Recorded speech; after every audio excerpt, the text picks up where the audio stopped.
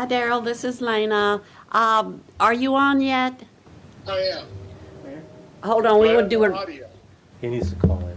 You need to call in. It's not working now. Oh, I've got to call in. Okay. Okay.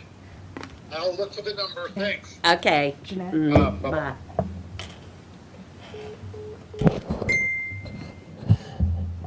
Okay, we'll go ahead and get started. I call to order the meeting of the Manassas Park Governing Body for February 1st, 2022.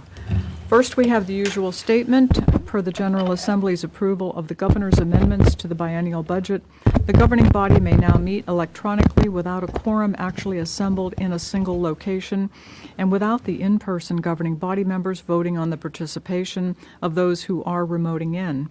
The following benchmarks for the meeting this evening have been met. First, the governor has declared a state of emergency for the current COVID-19 pandemic in accordance with Section 44-146.17 of the Code of Virginia. Second, the prevalence of COVID-19 in Northern Virginia makes it impractical or potentially unsafe for the governing body to assemble in a single location, and guidance from state and federal governments support this determination. Therefore, the governing body will be meeting with various members participating electronically through GoToMeeting. Third, the meeting is to discuss or transact the business statutorily required or necessary to continue operations of the governing body. Fourth, the governing body will make available a recording or transcript of the meeting on its website in accordance with Section 2.2-3707 of the Code of Virginia. Fifth, notice has been and will continue to be provided to the public using available methods. Lastly, we have made and will continue to make arrangements for public access through electronic means, including the ability to comment. Participating electronically are Councilmember Darrell Moore, Councilmember Alana Mensing, and Vice Mayor Banks. Those participating in person are Councilmember Yessi Amaya, Councilmember Laura Hampton, Councilmember Hasib Javed, and Mayor Jeanette Rischel. Okay, moving on to, please join us in approval of agenda. We have before us an agenda. There is a closed meeting. Is that correct, City Attorney? Yes, that's correct. We have two items under paragraphs 7 and 8. Okay, thank you. Any changes or edits to the agenda? Okay. Hearing none, do we have a motion to approve? Moved. Second. All in favor? Aye. All right. Opposed? Abstained? Motion carries. Thank you. Please join us in a moment of silence. And Councilmember Javed, would you lead us in the pledge? I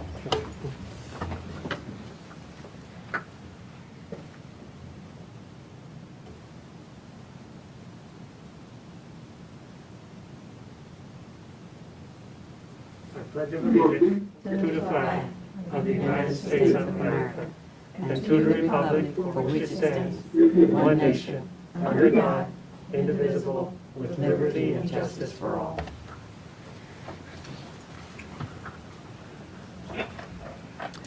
Okay, we have no presentations, no information. Moving on to number 6. This is a very happy agenda item. We want to thank everyone who participated in the winter light display. Your city spirit is very much appreciated.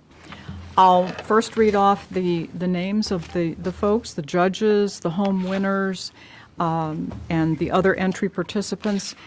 And if all those who were able to attend tonight would like to come forward after that, I'm sure that Councilmember Hampton and Councilmember Amaya would love to have a photo opportunity with you. So let me go ahead and read the names. We thank the judges who were from Boy Scout Troop 1372, Xander Gorman, Jonathan Fleming, Jacob Fleming, Connor Stewart. Next we have our home winners, Best Window, Manassas Park West, Alicia and George Sowers. Best Overall, East Side, John Hall. Best Yard, East Side, Jim and Chris Day. Best Overall, West Side, Kenneth Sheets. Okay. Best Citywide, Remy Tabara. Best Yard West Side, Jason Moore.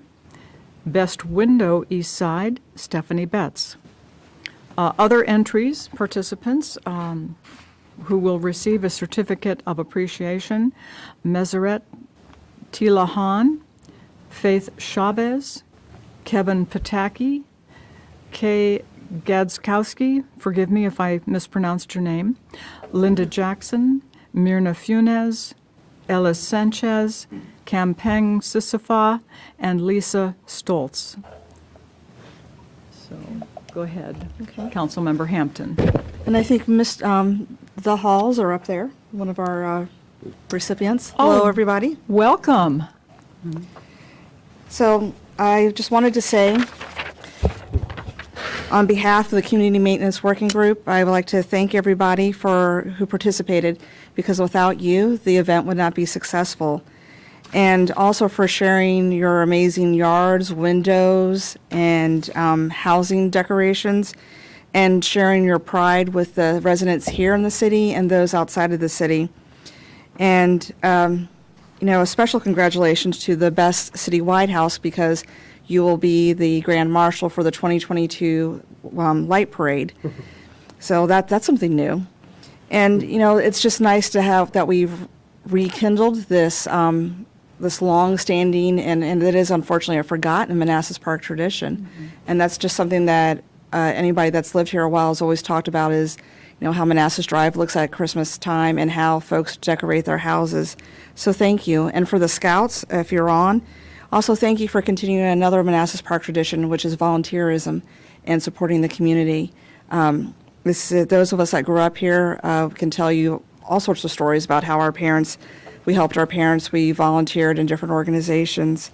And we hope that you all will join us again for the 2022 Winter Light Extravaganza. We hope to roll out the information in the fall.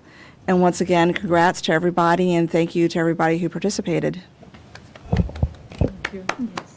Thank you. Give We you our applaud, claps. we applaud every single one of you. Thank you so much for your participation. And thank you to Councilmember Hampton and Councilmember Amaya for kicking this off and getting it started. That was great.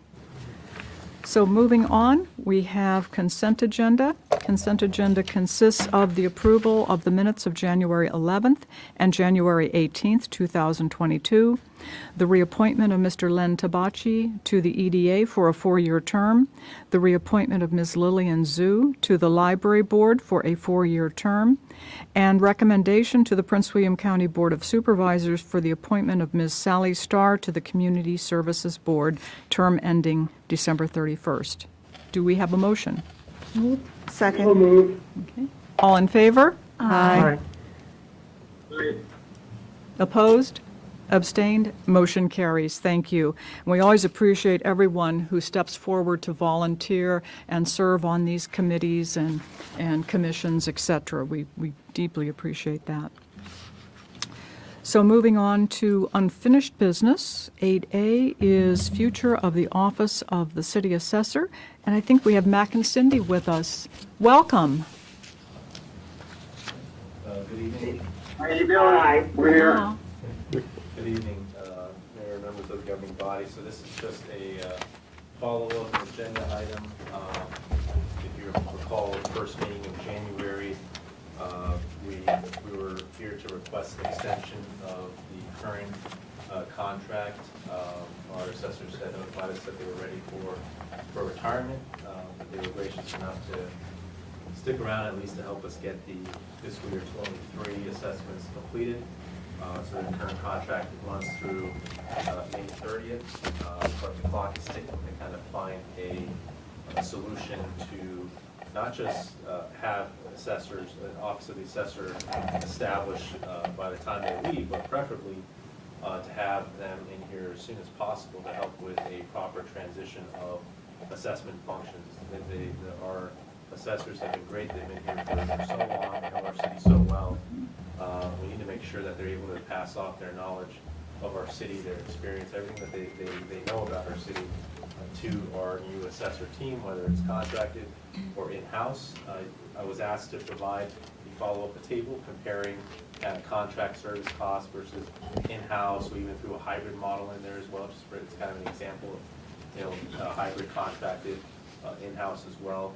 As you can see, that the two lowest cost options are kind of, if we're fortunate enough to get a per parcel contract charge of $50 per parcel, or the in-house. If we set the salaries not to exceed that amount, then those two are the lowest cost options going forward. I do recommend the two in-house assessors as the option to go with, because of the ability to have them here to provide, to have an office presence, to be there for the public, and then to be able to be part of the team and to support other tasks in the finance department when feasible. So that's my recommendation. I think we get more bang for the buck that way, but here to answer any questions. And we, thankfully, our current assessors as well provided a pretty good calendar, kind of month to month, their work that they perform for the city, so that to help kind of guide the conversation. And they're here tonight as well to kind of answer any questions as requested by Vice Mayor Banks last time, to have them here to address any questions that the governing body may have. So that's all I have. Thank you. Okay, thank you. Thank you, Laszlo. And thank you, Mac and Cindy, for being with us this evening. There was a question that came up as to what percentage of your time do you spend on city affairs. It was mentioned that we were not your only client. If you could elaborate on that for us, please. I'll take that question probably. Mac is 100% only working for the city of Manassas Park. The administrative assistant that we employ is also 100% working for the city of Manassas Park. I occasionally get calls from other jurisdictions to come in and evaluate whether or not certain large commercial properties are properly assessed. And so I do some expert witness work in court for some jurisdictions. And, over the years since 2012, I would say at the most 10% of my work time is taken up with that. So I'm, somewhere between 80 to 90% full time with the city of Manassas Park. Thank you so much for that answer. Okay, so let's start with the folks at home. Vice Mayor Banks, comments or questions? Hi, thanks, Mac and Cindy, for attending this evening. Sure. Is there any downtime? And if so, how long is it? Well, we have lunch. There really isn't. The assessment offices are basically not only the reassessment process, which obviously is the most visible thing that we do, and obviously very time consuming, but the other part of that is when there is slower times, which would be, after the assessments are done. In other words, starting in May, June, July, there's still the normal things that have to take place, but there's also inspections, and there's also, we use a computer-assisted mass appraisal system, and so that system has to be updated, and then there's a lot of things that have to happen with that you usually wait and do during those months. Trying to run cost numbers for properties, you're trying to go out and look at properties to see if they're in the right neighborhood, or part of the system does a cost approach, and so you're trying to determine if everything is equitable among different properties within neighborhoods. And right now we're trying to do, and we do different projects. 1 year we revalued, did an in-depth analysis of the properties on Centerville Road for land values. And with properties escalating in value so much, land values are something that we usually start in the summer and then try to get those, by late fall set for the following year. So, there's subdivisions, there's new. So while it's not as intense as it is from January till we get the notices out and we talk to the citizens and all of that in the first 6 months, the final 6 months are when you're playing catch up and getting everything ready for the following year. So. I hope that answers. Yeah, and thank you. And my final question is, I mean, you've worked for the city so long and you know the industry and the trends. Based on your opinion, what do you think the city should do? Should we hire in-house or should we go out and just get an outside firm to do the assessments?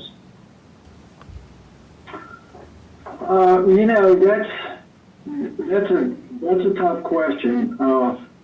The reason that we're in the city of Manassas Park is because we're retired, so we don't have like hospitalization and those kind of demands that a lot of people that are younger than us, which probably everybody is younger than us, but we have different needs that other people may not. And we also have, I'll just tell you, Preston, we probably, between Cindy and myself, we probably got, 90 years of assessment experience. Not many people can say that with out of 2 employees. So, you were asking whether we have downtime. Yeah, we do. I'll just be blunt about it. We do have downtime, but that's only because the level of our expertise that we don't have to do as much as maybe somebody that's newer to the job or less seasoned also. So, I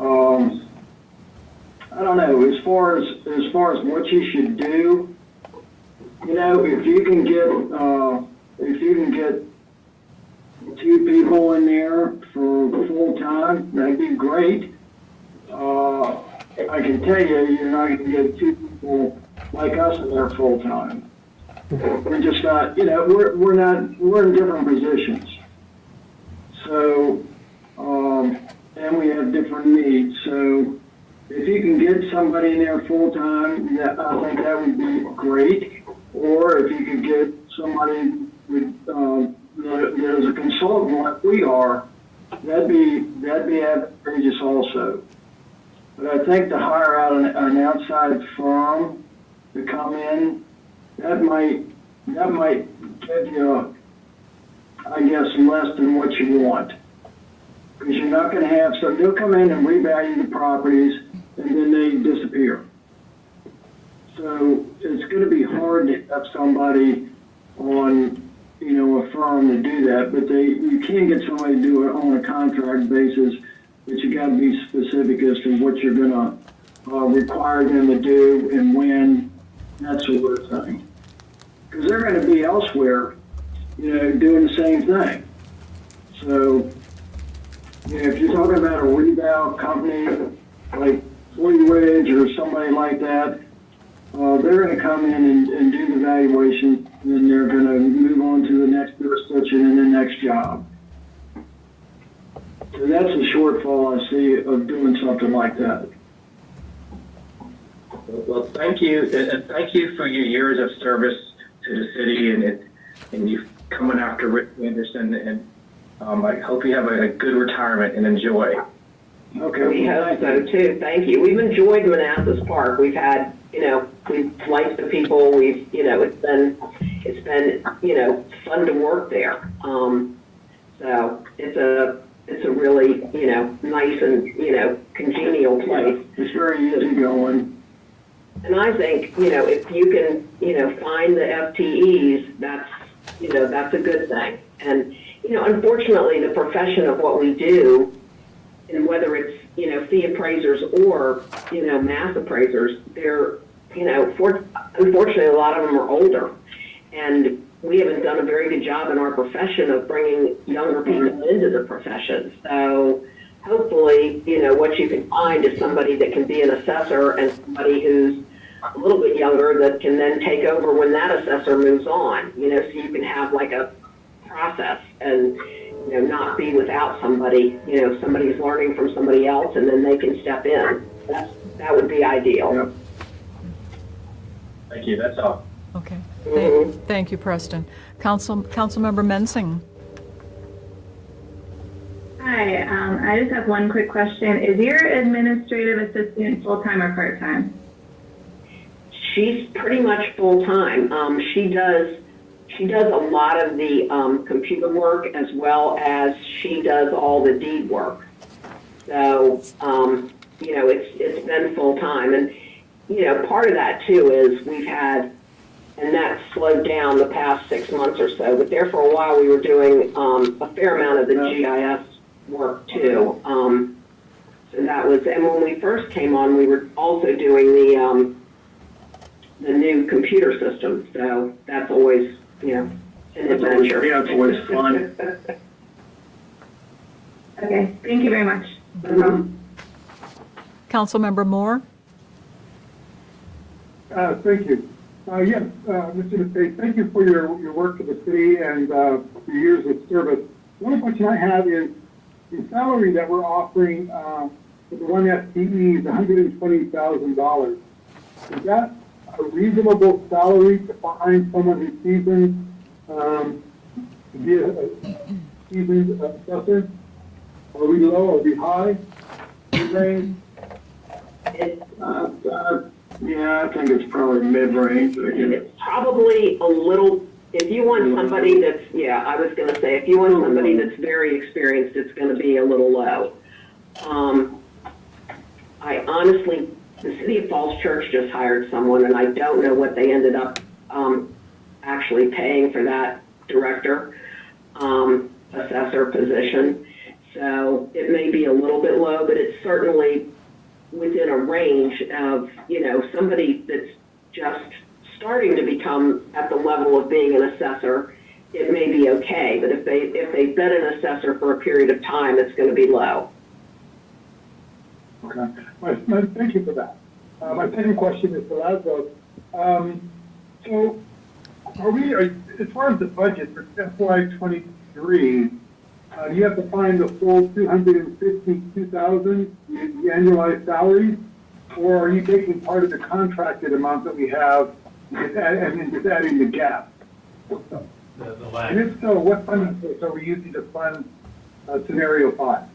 Yeah, so it would be the latter. So we would take what we're spending right now in contract services and apply that to this, and then covering the overage. So right now, the annualized under the current contract, not the former contract, but the current contract, you can see the agenda item, what the amount is, over $300,000. So with my strategy, it would be under that amount. So either way, we would have to come up with something unless we can get the per parcels contracted job. Even at that, we'd have to add additional funding to the budget. So we don't really have a choice. So where to find it, we're gonna have to find it with the budget. There's always opportunities for savings. If you all remember with the ARPA pay raise plan, remember there was a surplus from what we were planning on spending on salaries and benefits in 23 versus then utilizing ARPA funds that kind of created a savings. So those are the kinds of things that we would have to look at to be able to fund this. And will we know that as part of the budget process, or tonight's decision will be asking you to find or make a recommendation on where the funding will come from? Yeah, so whenever I present a budget, I'll always present a balanced budget. So it will include this, Okay. and I'll come back always with a balanced budget. And again, the current contract service budget is how much? So the previous fiscal year was over 140,000, but the current annualized amount, I have to go back and check my memo, but it is, 348? yeah, 348 is what the current annualized amount will be. So either way, and even if we get the per parcel, we would still have to adjust up the contract services. So again, we've been fortunate and blessed to have Mac and Cindy here for the last 10 years, but we're gonna have to adjust the budget either way. And so, we don't have a choice if we need to get our assessment done. And we do, because it's 70% of our total revenue, so it's a critically important job to get done right. Thank you. Okay. Follow-up, Councilmember Moore? That was it. Thank you, Mayor. Okay, thank you. Councilmember Javed? Thank you. I have no questions. I mean, thank you, Mac and Cindy, for giving us the activity calendar here. I mean, just from here alone, you can see how much work is done throughout the year.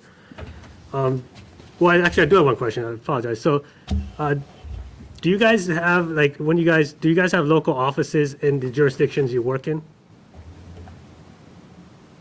No, I'm not we too, just have Manassas Park. All right. We don't really work in any other jurisdiction. Okay. So do you guys have, I guess, if someone wanted to meet you guys? They do have an office here. Okay. In the finance department. I see. We have an office there. Okay. And the other question was, during, I guess, your administrative assistant, she basically has work all year round, 12 months out of the day, basically, right? Because she working full-time? Yes. And would I guess, a appraiser and an assessor be sufficient enough to run a city like ours? Or would administrative assistant be required as well? It depends. possibly. Possibly. It depends on the expertise of the people that you hire. And then what they can and what they, what they can do. I mean, I think you can do it with two people. You might need another person part-time or something to do some of the admin work. I'm not sure. Right. So with just a 2 FTE position or in that office, they will be overwhelmed basically throughout the whole year. That would be a lot. They'll be busy. Yeah. All right. Thank you. Thank you for your service and good luck with your retirement. Is that it? Yep. Okay. Councilmember Amaya? No question. Okay. Councilmember Hampton? Yeah. Hi. And thank you for serving the city these past few years. I do have a question. What is the universe of assessment companies? Government contracting, it's you have a big pool of organizations you can reach out to, but what is your industry like? Is it small, medium, large? I didn't hear part of that. What is our industry? Yeah, sorry. Let me talk into the microphone. How big is the industry? I mean, is there, are there a number of assessment companies? I use government contracting as an example. Government contracting, you just, around this area, you can't throw a rock without hitting a government contracting firm. Are assessors just hard to find? Is it a special niche? No, there are not many. And yesterday I was talking to the head of the Virginia Department of Taxation that manages all these offices, and apparently one of the larger ones in Virginia, and probably the only one that's operated in Virginia for a while, is no longer. They're basically closing up, and a lot of that had to do with years and years ago, rural parts of Virginia were actually assessed by state employees, and then when that ended in the 70s, a lot of those state employees formed this one company, and they were the ones that really was the only contracting system in Virginia where they were at least close by, and all of them have now retired. So there's not a huge niche for it. There's a shortage of appraisers, of whether, fee appraisers or mass appraisers everywhere. And that's nationwide. That's just not around here, and companies as well. And this question is for the city manager. In light of what they just told us, it sounds like it'd be extremely difficult even to hire someone. So what's the backup plan if we can't find a suitable individual if we go down that route? Yeah, I would ask that you guys give me another month because we do have some promising leads. We've interviewed candidates over the last month, and we do have some promising candidates, and we found out about a couple more as well today. So I would ask me that question in about a month. But, we can, if in a month we're not, these positive leads for some reason, worst case don't work out, which I don't foresee happening, then we would also at the same time try to pursue contracted options as well. But I'm confident we're going to be able to recruit people. Okay, that's all I have. So that I heard that correctly, the contract version is the backup plan? Yeah, there's no Okay. other choice. But, Yeah. but No, so far understood, yeah. Yeah, we've interviewed, candidates who we feel are good fits. Okay, Just thank waiting you. For approval, so. Yeah, okay, thank you. Do you have any more follow-up? Not really, no. Okay. Councilmember Amaya, do you have any questions for city manager? Nope, Okay. thank you. Councilmember Javed, any questions for city manager No. regarding the recommendation? Thank you. Okay. Councilmember Moore, do you have any questions for city manager regarding the recommended option? No, thank you, not at this time. Okay. Councilmember Mensing? No questions. Okay. Vice Mayor Banks? No questions, thanks. And Laszlo, thanks for putting us all together. And just, I know we came to vote a couple meetings ago, but just taking that extra step, I just wanted to make sure I'm making an informed decision. So thank you. Yeah, because it's given us time again. We've been active in the recruitment process, so I'm a lot more confident today that we're going to get people. Okay, well, with that, staff recommendation is that the governing body authorize the city manager to hire 2 full-time employees for the assessor's office as presented. Move. Do we have a second? Second. All in favor? Aye. Aye. Opposed? Abstained?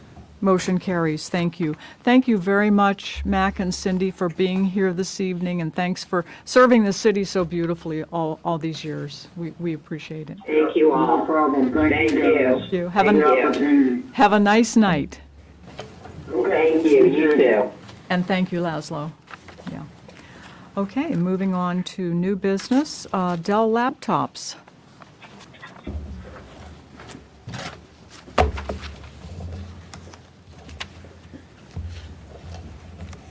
Welcome, Don. Good evening, everyone, Mayor and council members.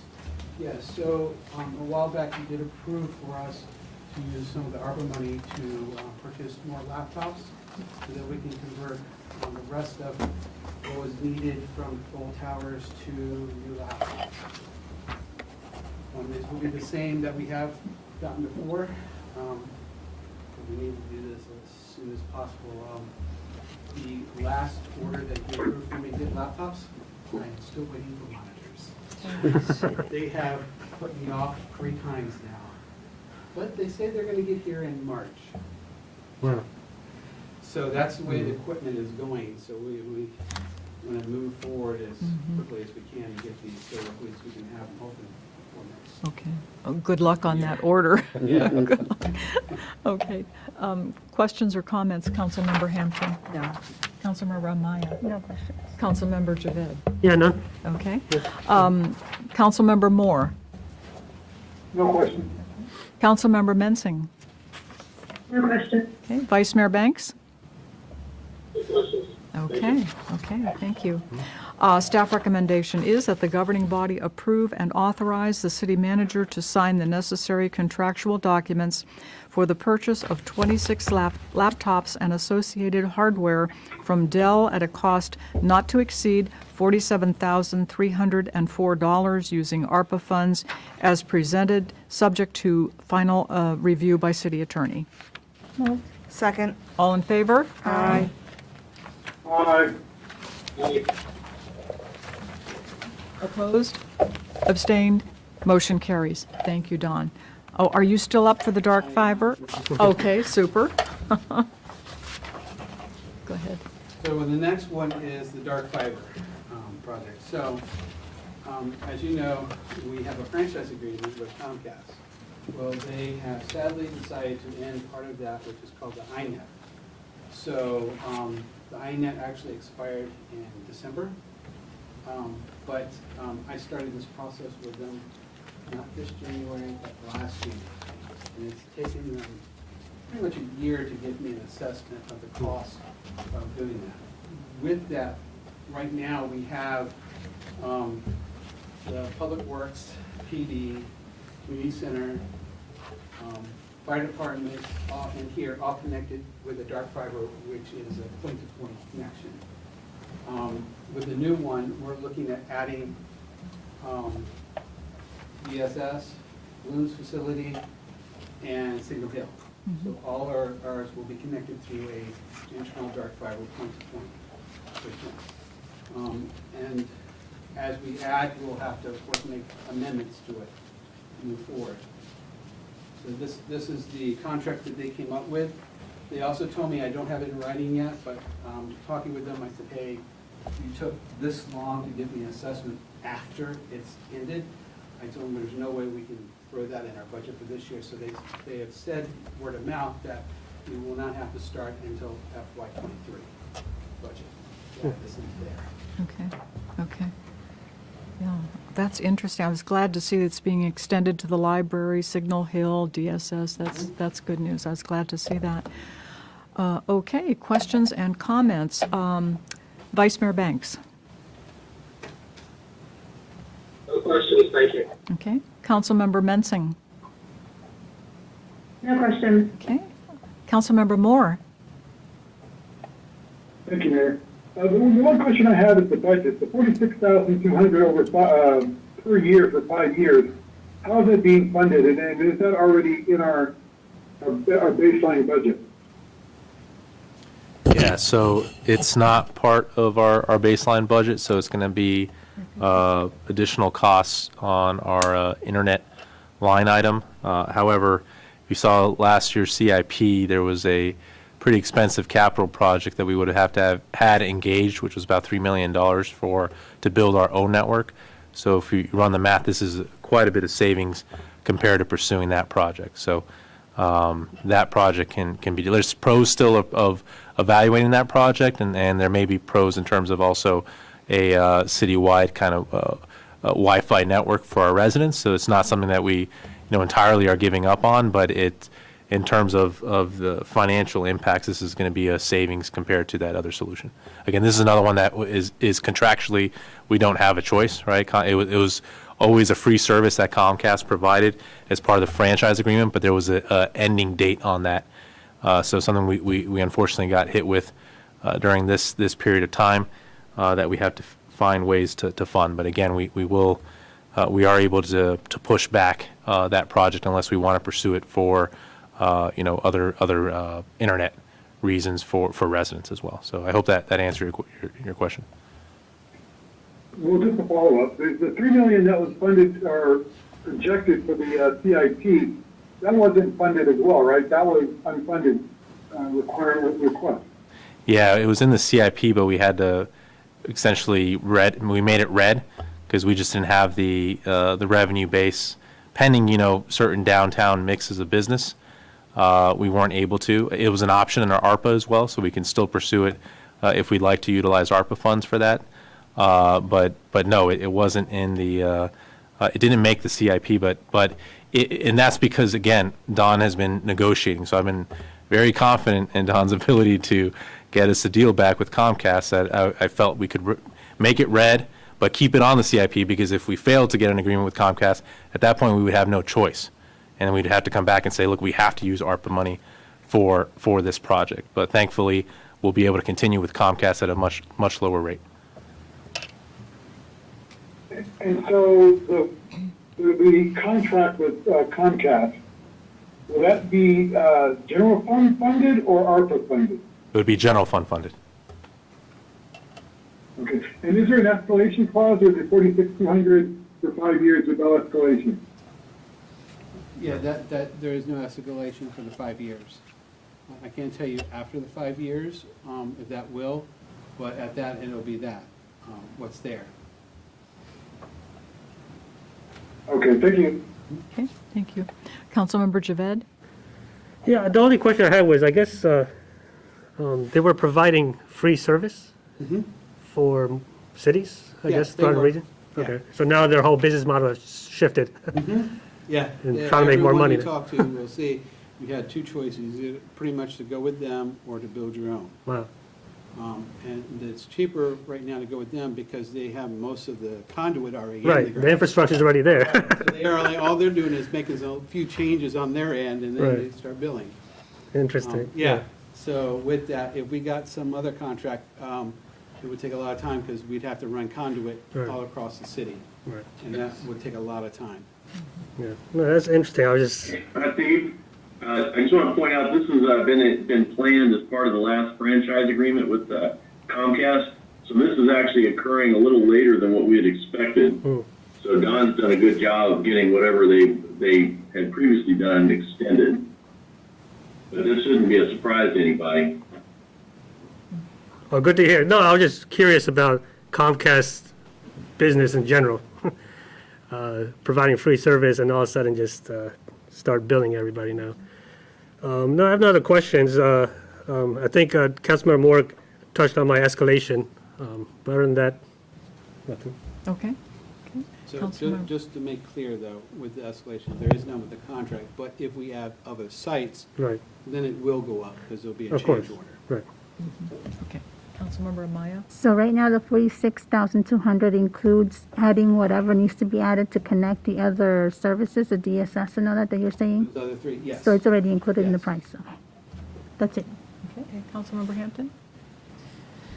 And the cost will include when we move into the new facility? No. Okay, so then we have, The reason was, I started this with them a year ago. okay, And I had no information to give them of the new building. So we've already started the assessment of that one, which shouldn't be more than what's another, I believe the first site was, I think, $550. If you look on there, yeah, $550. Okay. Which most likely will be that. no, that's not too bad. No, there's not much, I mean, we're just right next door, so they're Right. coming, I'll have a better idea, they're coming out Thursday, we're gonna go through the plans. Okay, thank you. Okay. Okay, let's see, the staff recommendation is that the governing body approve and authorize the city manager to sign the attached agreement with Comcast for dark fiber as presented and subject to final review by city attorney. Second. All in favor? Aye. Aye. Opposed? Abstained? Motion carries. Thank you, Don. Thank you. Okay, moving on to 9C, Transportation Land Use Connections Program Request regarding trail connectivity. Who is, Good evening, Mayor Rischel, Vice Mayor Banks, members of the council, citizen, staff, and guests. I'm Calvin Odell, the Director of Community Development. Before you tonight, we're asking for the governing body to pass a resolution in support of a couple of projects that we're seeking funding through Metropolitan Washington Council of Governments, MWCOG, through the Transportation Planning Board and their Transportation Land Use Connections Program. We're actually looking to submit two separate abstracts. One is for a trails connectivity project. The other is for a transportation master plan. Steve Hall, the transportation program manager, has been taking in all the city's ongoing projects and our wish list, and he's been diligently pursuing any funding opportunity. We brought you several funding opportunities at a previous meeting this year, and this is yet another initiative to provide some financial support for design of these the trail connectivity program, and also of the transportation master plan. We are seeking $60,000 each through this program. So for each project, $60,000 potential grant money, and it would go a long way to helping us set out a course to connect our trails, not only within Manassas Park and our existing trails, but also with existing trails in Manassas, Prince William County, and hopefully someday all the way to Fairfax County. MWCOG has had a lot of trail connectivity money on the table, and we have, up until this point, not been able to take advantage of that money due to a lack of a trail plan. And this is certainly a good first step in getting a trail connectivity plan together so that we can start seeking grant for actual shovel-ready projects. The other is a transportation master plan. Of course, we are a growing city. It's always difficult to look far out into the future, but a transportation master plan takes an opportunity in time to look towards that future and look towards growth in the region and try to guide the projects that would best serve us and our growth and our future opportunities. So the staff recommendation is to approve the resolution supporting 2 separate abstracts to MWCOG for the Transportation Land Use Connections Program. And any questions? Well, before that, if I can just add also, one thing I forgot to add in the agenda item, this supports your governing body priorities that we set back in the spring. Priority number 4D, 4 Delta. So it was specifically for trails. And you look at the roadmap, that's kind of the origin of us kind of evaluating kind of the planning as well. So just wanted to point that out. Okay, thank you. Councilmember Hampton? Nope, No? no questions. Okay. Councilmember Amaya? So I understand, so this is us seeking funding for these projects? For the planning portion. Planning. Okay. Yeah, so, yeah. That's it. Okay. Councilmember Javed? So, we gotta pay the 60,000 upfront and they get reimbursed? No, I don't even think, and Calvin, correct me if I'm wrong, I don't even think we get the 60. I think the COG is the one who would pay the contractor. Is that right, Calvin? Yeah, I believe this program, they directly reimburse the contractors for their work. But who pays the upfront cost, though? City or COG? MWCOG. COG? So there's no financial liability on us, then 120,000 is coming from COG? Right. Okay. Right. Okay. Councilmember Moore? No question. Okay. Councilmember Mensing? No questions. This is a great initiative. Thank you for pursuing it. Thank you. Vice Mayor Banks? No questions. Thank you, Calvin. Okay. Staff recommendation is that the governing body approve the resolution in support of the Metropolitan Washington Council of Governments Transportation Planning Board TLC program application in the amount of $60,000 each for the purposes of completing a Manassas Park Trails connectivity study and a transportation master plan as presented. Second. All in favor? Aye. Opposed? Abstained? Motion carries. Thank you.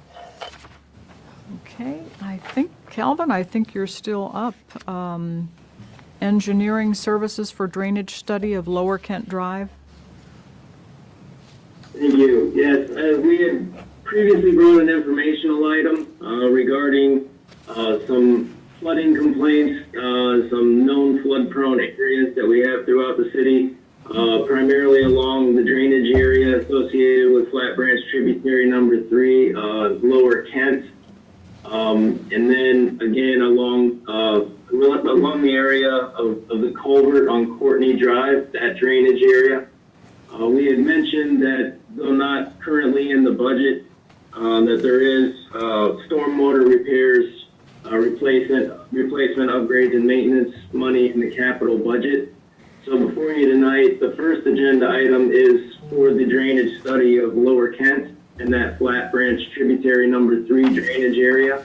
Again, this project would look at the existing stormwater facilities that the city has in that area, the existing stormwater management system, as well as the flood boundaries of Flat Branch Tributary number 3, and the topography in the area, and would recommend projects that can help to alleviate some of the flood potential in those areas.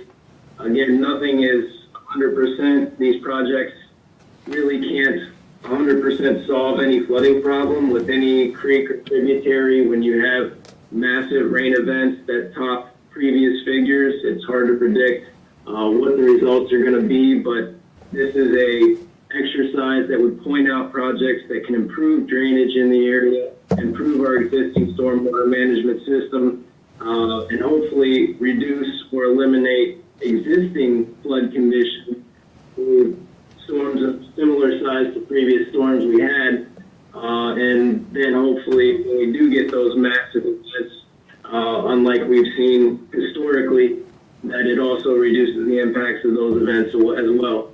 So staff recommendation is that we go and pursue this drain study through Bowman Consulting. The total amount of the drain study for Lower Kent is $45,169.05. This would represent task order number 3 under the current agreement with Bowman Consulting. And staff recommendation is the governing body approve the task order and authorize the city manager to sign. Any questions? Thank you, Calvin. Vice Mayor Banks? No questions. Thank you. Thank you. Councilmember Mensing? No question. Thank you. Councilmember Moore? Thanks, Calvin, for the report. No questions. Thank you. Councilmember Javed? No question. Thank you. Thank you. Councilmember Amaya? No questions. Councilmember Hampton? No questions. Okay. I guess we've all been there, done that, so, okay, so now we can vote. Staff recommendation is that the governing body approve and direct the city manager to sign task order number 3 with Bowman Consulting for a total amount not to exceed $45,169.05 as presented and subject to final review by city attorney. No. Second. All in favor? Aye. Aye. Opposed? Abstained? Motion carries. Thank you. Calvin, you're still up. Engineering services for Courtney. Yes, thank you. This is, again, this is regarding a separate drainage area. This is the drainage area of tributary, Flat Branch tributary number 3, above the upstream of the Courtney culvert, where we have a history of people coming in for sandbags ahead of major storms, where we do know that water is infiltrated, accessory structures, and this is a much larger drainage area, so it makes sense that the pricing would be higher in comparison to the Lower Kent drainage area study. This is a pretty massive drainage area that this study would include. Again, it's going to look at the existing stormwater system, the flood levels along the creek, where existing structures are and what our options are topographically and through a stormwater management approach to try to eliminate or mitigate flood hazard potential in those areas. The cost of this study is $113,865.90. This would represent task order number 4 to Bowman Consulting under the current agreement. The recommendation is that the governing body approve task order number 4 and authorize the city manager to sign. Thank you, Calvin. Okay, questions or comments? Councilmember Hampton? No questions. Councilmember Amaya? Councilmember Javed? I do have one, actually. I just remember. Are contingencies built into these quotes? What type of system? Oh, contingencies? Yeah, Contingencies. yeah, I saw These are fixed design contracts. So they're responsible for providing service. Any sort of change requested would have to be presented as a change order for the city manager or the governing body to approve, depending on the price of the change order. But because these are essentially study design contracts, the submitter, Bowman Consulting, the consultant, is responsible for pricing their work. They have to produce the deliverables, have to provide price provided unless there is a necessary change that's been missed, but that is not a common occurrence that I come across. Usually, if there is a change order, it's requested, by the city to expand the study, not by the consultant. Yeah, so Calvin's absolutely right, and so we don't have a contingency as a city, but if you look at their pricing structure, they kind of build one in as part of their quote as well. Yeah. Yeah, because last couple of Bowman jobs, the pricing were all over the map. Well, that was for actual work. That's the difference here. It's That's what I want to say. So 113, and if they need to do further study, yeah, then they'll let us know. Yeah, we had some complex projects that involved Bowman that caused those escalations, and this one's a little bit more. Right. No, I understand. Yeah. Thank you. That's it. Okay, thank you. Councilmember Moore? No question. Councilmember Mensing? No question. Vice Mayor Banks? Thanks. Okay.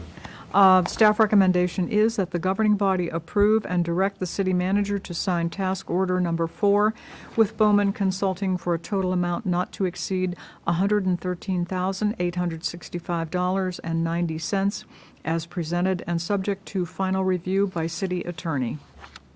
Second. All in favor? Aye. Aye. Aye. Opposed, abstained, motion carries. Thank you. And 9F, engineering design services for Rugby Road storage. And again, this is, the Rugby Road project really became essential. It's been in the CIP. We presented it in previous years' CIPs. We originally pursued this project because of the need for permanent water management controls and a stormwater pollution prevention plan as required by our MS4 permit.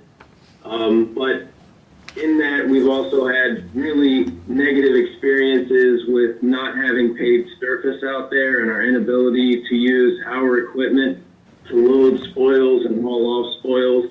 The fact that spoils get very saturated because there's lack of roof. The materials that we use for fill get saturated, and we've had where we're usually very good and are able to avoid any sort of settling or water break repairs compared to other contractors. When we're dealing with wet and fill material, we've seen quite a bit of settling in those instances. So having the yard in its current condition makes it very difficult to manage. It's a very poorly lit area, and the guys are often making repairs themselves at night using trucks, headlights, and things of that nature. So this project has really evolved into an all-encompassing project that would both provide permanent stormwater management controls and a stormwater pollution prevention plan to meet the terms of our MS4 permit with the state DEQ. It would also provide hard surface, paved surface for the equipment to operate on so that we don't have any more issues with hauling and loading spoils. And then as well, it would provide better lighting, roof coverage over top of our spoils and our storage and stored materials, and then full-size, full-height bins to keep our materials separated, make them easier to load, make them better accessible to the loader and the machinery. So it's really evolved into an all-encompassing project to really improve our storage yard on West Rugby, make it fully functional for the crew. And of course, you know, it's exceeded our original price tag because not only does it require a great deal more engineering work, but it also, oh, excuse me, I have a bit of a computer error going on here. But it also, the construction costs are going to wind up, you know, we're repricing that into our actual CIP at this moment because we know that if engineering costs are coming in this high and the project's gotten this extensive, that our construction costs are going to go up as we, you know, as we get closer to 60 to 90% design. The current proposal from Bowman to actually design the improvements is, sorry, it's $136,072.58 because this facility is used for street repairs, you know, storage of cold patch, storage of fill materials for street projects. It's also used for water and sewer repairs, which is probably the primary use of the facilities for actually storing fill material and spoils from those water break repairs. And then also used by the stormwater crew for executing stormwater repairs. This money for the project is split across 3 funds. We're maintaining the same split for design through construction. So this project would be split $17,000 to streets, $17,000 to stormwater, with the bulk of this design money coming from the Water Sewer Enterprise Fund at $101,000. This would represent task order number 5 to Bowman Consulting under the current agreement, and staff recommendation is that the governing body approve task order number 5 and authorize the city manager to sign. Any questions? Thank you, Calvin. Councilmember Javed? Yeah, I mean, I've been seeing this year after year on the CIP, and I was always wondering when we're going to tackle this. I have no questions. But Calvin, I thought we had a deal with Bowman that if we buy 2 services from them, the third one is free. I can answer that question. I don't know if it's going to be a positive response, but it's always worth an ask, right? Exactly. No, I have no questions. Thank you, though. Councilmember Amaya? I have one, it's probably not, anyway, one question. Where it says project coordinating services, it says you'll meet 2 times during the design process, but then after that it'll be on as-needed basis, and there will be billed hourly. Do we know what the hourly rate would be if we need to meet with them again?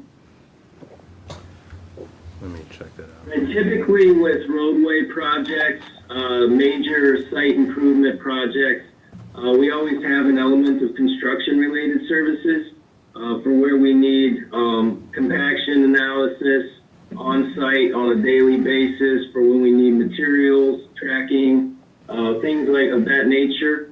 It's more so oriented towards transportation projects, but on a job like this, if the contractor notifies the city of some sort of questionable issue with installation, where we would need to call on an engineer, the project engineer, Bowman would be the likely candidate. They are the designers of the project. They're familiar with the plans and specifications. I do not foresee us needing a lot, certainly not daily engineering services as we would utilize on the transportation project. So at this point, until we get to actual construction phase bidding, we're not anticipating tapping any of those services. We will try to get a better picture of that as we get to 60 and 90%, 100% design of the project. And at that point, if we actually feel as though we're going to need regular engineering services through the construction phase, we would try to do away with this hourly rate and get a fixed rate built into the construction contract. Okay, thank you. Page 144 of the packet has kind of laid out the hourly rate structures, if you were interested in looking at it. Okay. Councilmember Hampton? Oh, I'm sorry, did you have a follow-up? or- Okay, thank you. Good evening, Calvin. When was the last time we actually did any upgrades to the rugby facility?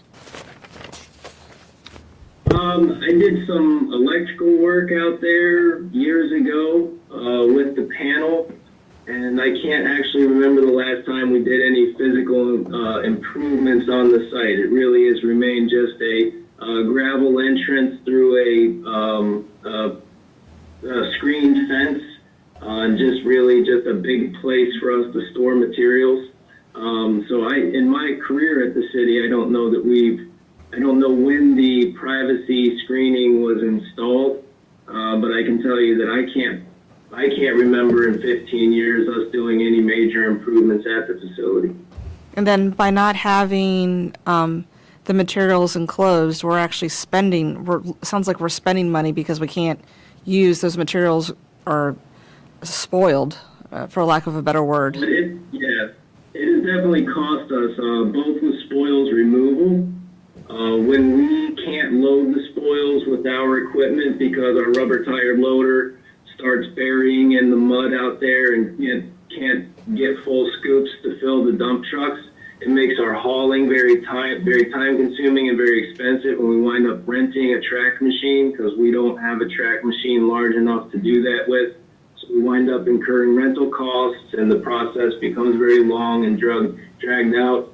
And then additionally, as I said, when these fill materials that we use for water main repairs are saturated, what we've noticed is that even though we're using very high quality fill materials, when we're placing them in wet, they tend to settle more. And we're seeing 3 to 4 inches of settlement, which is what we absolutely try to avoid, because then we're constantly going back, tending to it with cold patch until we can get in there, feel certain that we've got adequate compaction, and that we're ready to hot patch the road back. So it definitely does increase our cost not to have these materials covered. That's the only reason we threw this in the proposal, was because it was a recommendation not from myself or Alan Rowley, but from staff themselves, from what they're seeing in the streets when they're trying to deal with this wet material. Okay, thank you. Councilmember Moore? Thank you, Calvin, for the report. Can you remind me how much we budgeted, or not budgeted, budgeted for the CIP to do the actual work that this engineer is going to plan out for us? I think originally we had this as a potentially an $80,000 or $100,000 project, when we were thinking that the scope of the project was really just to install permanent erosion and sediment controls. And then as the project has evolved, and we've gotten recommendations to staff and the contractors, the project has continued to grow in scope. But I do think originally we had a order of magnitude estimate when this first made its way into the CIP for $80,000 to $100,000, and then it grew to $200,000, and now we're looking at a much higher price tag, but it's also a much bigger project with much better results in the end. Yeah, so we currently have $470,000 in the CIP budgeted across 3 funds. So we'd be left with about $330,000 for construction. Thank you. Fantastic. Thanks, Calvin. Thanks, Laszlo. Councilmember Mensing? No questions. Thank you. Vice Mayor Banks? No questions. Thanks. Okay, thank you. The staff recommendation is that the governing body approve and direct the city manager to sign task order number 5 with Bowman Consulting for a total amount not to exceed $136,072.58 as presented and subject to final review by city attorney. Second. All in favor? Aye. Aye. Opposed? Abstained? Motion carries. Thank you, Calvin. Thank you. Okay, moving on to 9G, which is high fine speed zones. Good evening again. Give me one moment here to updated slide deck, so I wanted to bring up the latest version here.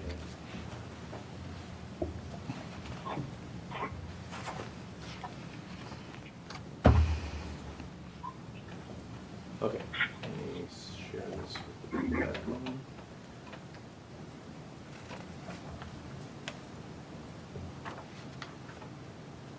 Okay, can everyone at home see the slide? Yes, Okay. I can. Thank you. Okay, so before I get into this, just as kind of a reminder of kind of what got us here, you can consider it democracy in action, but we had residents concerned about some of the test driving that was going on in residential neighborhoods. They brought this to the attention of our mayor, who engaged with them and then engaged with our state representative to see what can be done to address this, because I initially had reached out to the Virginia Dealership Board to see if there couldn't be some kind of sanction of the dealers for not ensuring that their test driving wasn't occurring in residential neighborhoods. The Dealership Board said they can't do that unless there's some kind of local law prohibiting it. And we weren't able to establish that law, so thankfully our mayor and delegate were successful in pushing through state legislation. And so we have that ability now to do so. The governing body voted this past year, prior fiscal year, to make it effective this fiscal year to go ahead and allow us to do so. But for me to start enforcing it, we have to designate these districts. I believe, Dean, correct me if I'm wrong, residential districts. We call it high fine speed zones in this presentation, but our city attorney has the correct language of what they're actually going to be called. But we have to designate essentially these areas where we want to essentially double speeding fines, and before we can actually start enforcing with the dealers. So once we designate the sections, then I can send a letter to the dealers and notify them that this law, is in effect now and enforceable. And if they have violators of this, then we can then notify the dealership board, who can then sanction them for not enforcing the prohibition against test driving in these residential areas. So in order to we can't hear you. What's that? I lost volume. Yeah, we lost you there for a little bit. Can you hear me now? Yes. Okay. Where did I drop off? No, you were just starting your presentation. Oh, no. Okay. All right, well, interrupt me, please, next time if I cut off again. Hopefully we don't have a sound issue here. I was just giving a background, more for the public. I don't know, on YouTube, where did we lose? Okay, so it was going through on YouTube, so it was more for the public. So the public was able to kind of hear some of the background, but for the governing body, in order to designate these sections, I had to come back with a recommendation to you all about what street sections we should designate. In order to do that, we measured speeding. So our police department went out and set up their devices that kind of measure how fast cars are going. They did this from July through January to measure actual speeding. Enforcement, ticketing didn't make sense for us to look at because that's more of a product of, police activity. So you would have to have officers in every street 24/7 to get an accurate gauge of what actual speeding is occurring there, if that was a good metric to utilize for that purpose. And even once the residents know that officers are going to be there all the time, then they change their behavior as well, right? So we wanted to measure speeding by actually tracking the speeding volume that was happening on these roads, and so that's what we did over a nearly 7 month process of just moving the device around, getting the data, and then police worked collaboratively with our transportation program manager to kind of identify the locations, and then Steve, our transportation manager, looked at kind of the signage program, right? What would it take to be able to enforce the law by having the correct signage placed and kind of budgeting what that would mean. So for our recommendation for the areas that we're recommending, you saw the $5,000 price tag. I think with each percentage point you go down, right? From 3% that we have, about 5,000, go down to 2%, another 5,000, and then down to 1%, another 5,000. That's a safe gauge or plan for expenses for that. So with this slide deck up here, I have kind of there's 2 stars for kind of the large kind of dealers in our city. Where we were seeing the issue was with this one here with the Maxim Auto Lot, and we did talk to them, and their management was on board with kind of working with their employees and test drivers to prohibit that. But I want to just kind of put them on here to kind of show you where they're located and kind of where these zones are. From the slide deck that I sent you, I believe yesterday, I did make a couple updates just in case you want to be less restrictive than what city staff is recommending. So give me 1 second. So I show here what the 2 sections in red, if you wanted to just go with greater than 10% of cars speeding, and by speeding we mean driving 10 miles per hour or more above the speed limit, it would be these 2 sections, which are right next to the dealers, right? But these are the 2 worst sections in terms of residential areas in our city in terms of actual speeding. If you want to do greater than 5%, then it would include those 2 sections plus Scott Drive as well. This is a major cut-through area for people who are trying to avoid 28. If they're going up Mathis Avenue, they'll hang a left here on Manassas Drive and go up Scott Drive. So the traffic volumes there, the speeding, we hear it from the residents all the time on that street as well, and the evidence is quite clear. You can see the deterioration of roads that Calvin and his team encountered when they were trying to do the resurfacing. That road takes way more volume than it was designed for because of this cut-through traffic, but that cut-through traffic is also speeding at roughly close to 8% of cars there are speeding through that area, and it's a tight road, so you can see why the residents there are very concerned. And then with the city staff recommendation, beyond those 3, Scott Drive and these 2 sections of Manassas Drive, it would also add this section of Manassas Drive from Railroad all the way down to Signal View or Andrew Drive intersection where the 7-Eleven is. This is a key component, key stretch of road because it's right before you get into the kind of area that was designated as the key problem for where the test driving was occurring. So hopefully you would catch the speeders here before they start really kind of speeding up over here. But this was kind of what we felt was the minimum kind of restrictive to our residents, but enough to kind of hopefully make a change. But I also wanted to show the 2% because you can argue that these are other areas that our residents have really expressed their concerns about speeding. So this is the section where the test driving concerns were, but we hear it a lot from people on Digital Drive about speeding there as well. They've asked us to put speed humps there because they're concerned about that section. And then on the west side of the city on Manassas Drive, there's concerns about speeding there as well. So the 2% is actually not a bad idea. If you really want to get at the problem a little bit more aggressively, it makes sense to add these as well. We were just trying to kind of be least restrictive as possible, but ultimately leave it to you all as a policy decision what the community would accept as represented by you all. And then lastly, you can see the purple would be the more than one, or greater than or equal than 1% of all cars on that section of the road speeding 10 miles per hour or more. You can see you add a few sections further on the west side, so you get this initial part of Manassas Drive on the west side. You get the Polk section as well, and then you get this little section on Mace as well, where you had a little bit more speeding. So it's more comprehensive. So ultimately, it's your all's decision in terms of a policy perspective of how aggressive do we want to be in terms of enforcement. But we wanted to give you all this options. The 3% I think is a very good starting point, right? And so if you're not comfortable kind of making a decision now, or you want to get feedback, we recommend the 3% as kind of the best option to start with, because it does cover a big chunk of the area where we think we can essentially get the test drivers who are speeding, right? We should be able to get them in terms of ticketing and then deal with the dealership board. But if we want to make more certain that we do, then I would recommend going with the 2%, because that does cover that greater area where we also have received more complaints or concerns from our residents about concerns for speeding. So It covers that problem area of Manassas Drive on the west side. I believe that's where the gentleman's dog was hit by a speeding vehicle. you're right, yeah, that was a sad That's also event. the Yeah. area where we're missing a crosswalk and people are always speeding, we can't cross the street. Really? Yeah, you dare not try to cross No, I Manassas. beg your pardon? On the west side, you dare not try to cross any part of Manassas Yeah. Drive, Right. Yeah, even with their stop signs. yeah. Oh, cross. Or, It's yeah, or the dangerous, yeah. lights. Yeah. Yeah, exactly. So volume, the question was asked about number of cars, and of course that's an important factor as well. And when the good I'm kind sorry, I of, couldn't hear what you the said. volume of vehicles kind Volume, of going okay. here.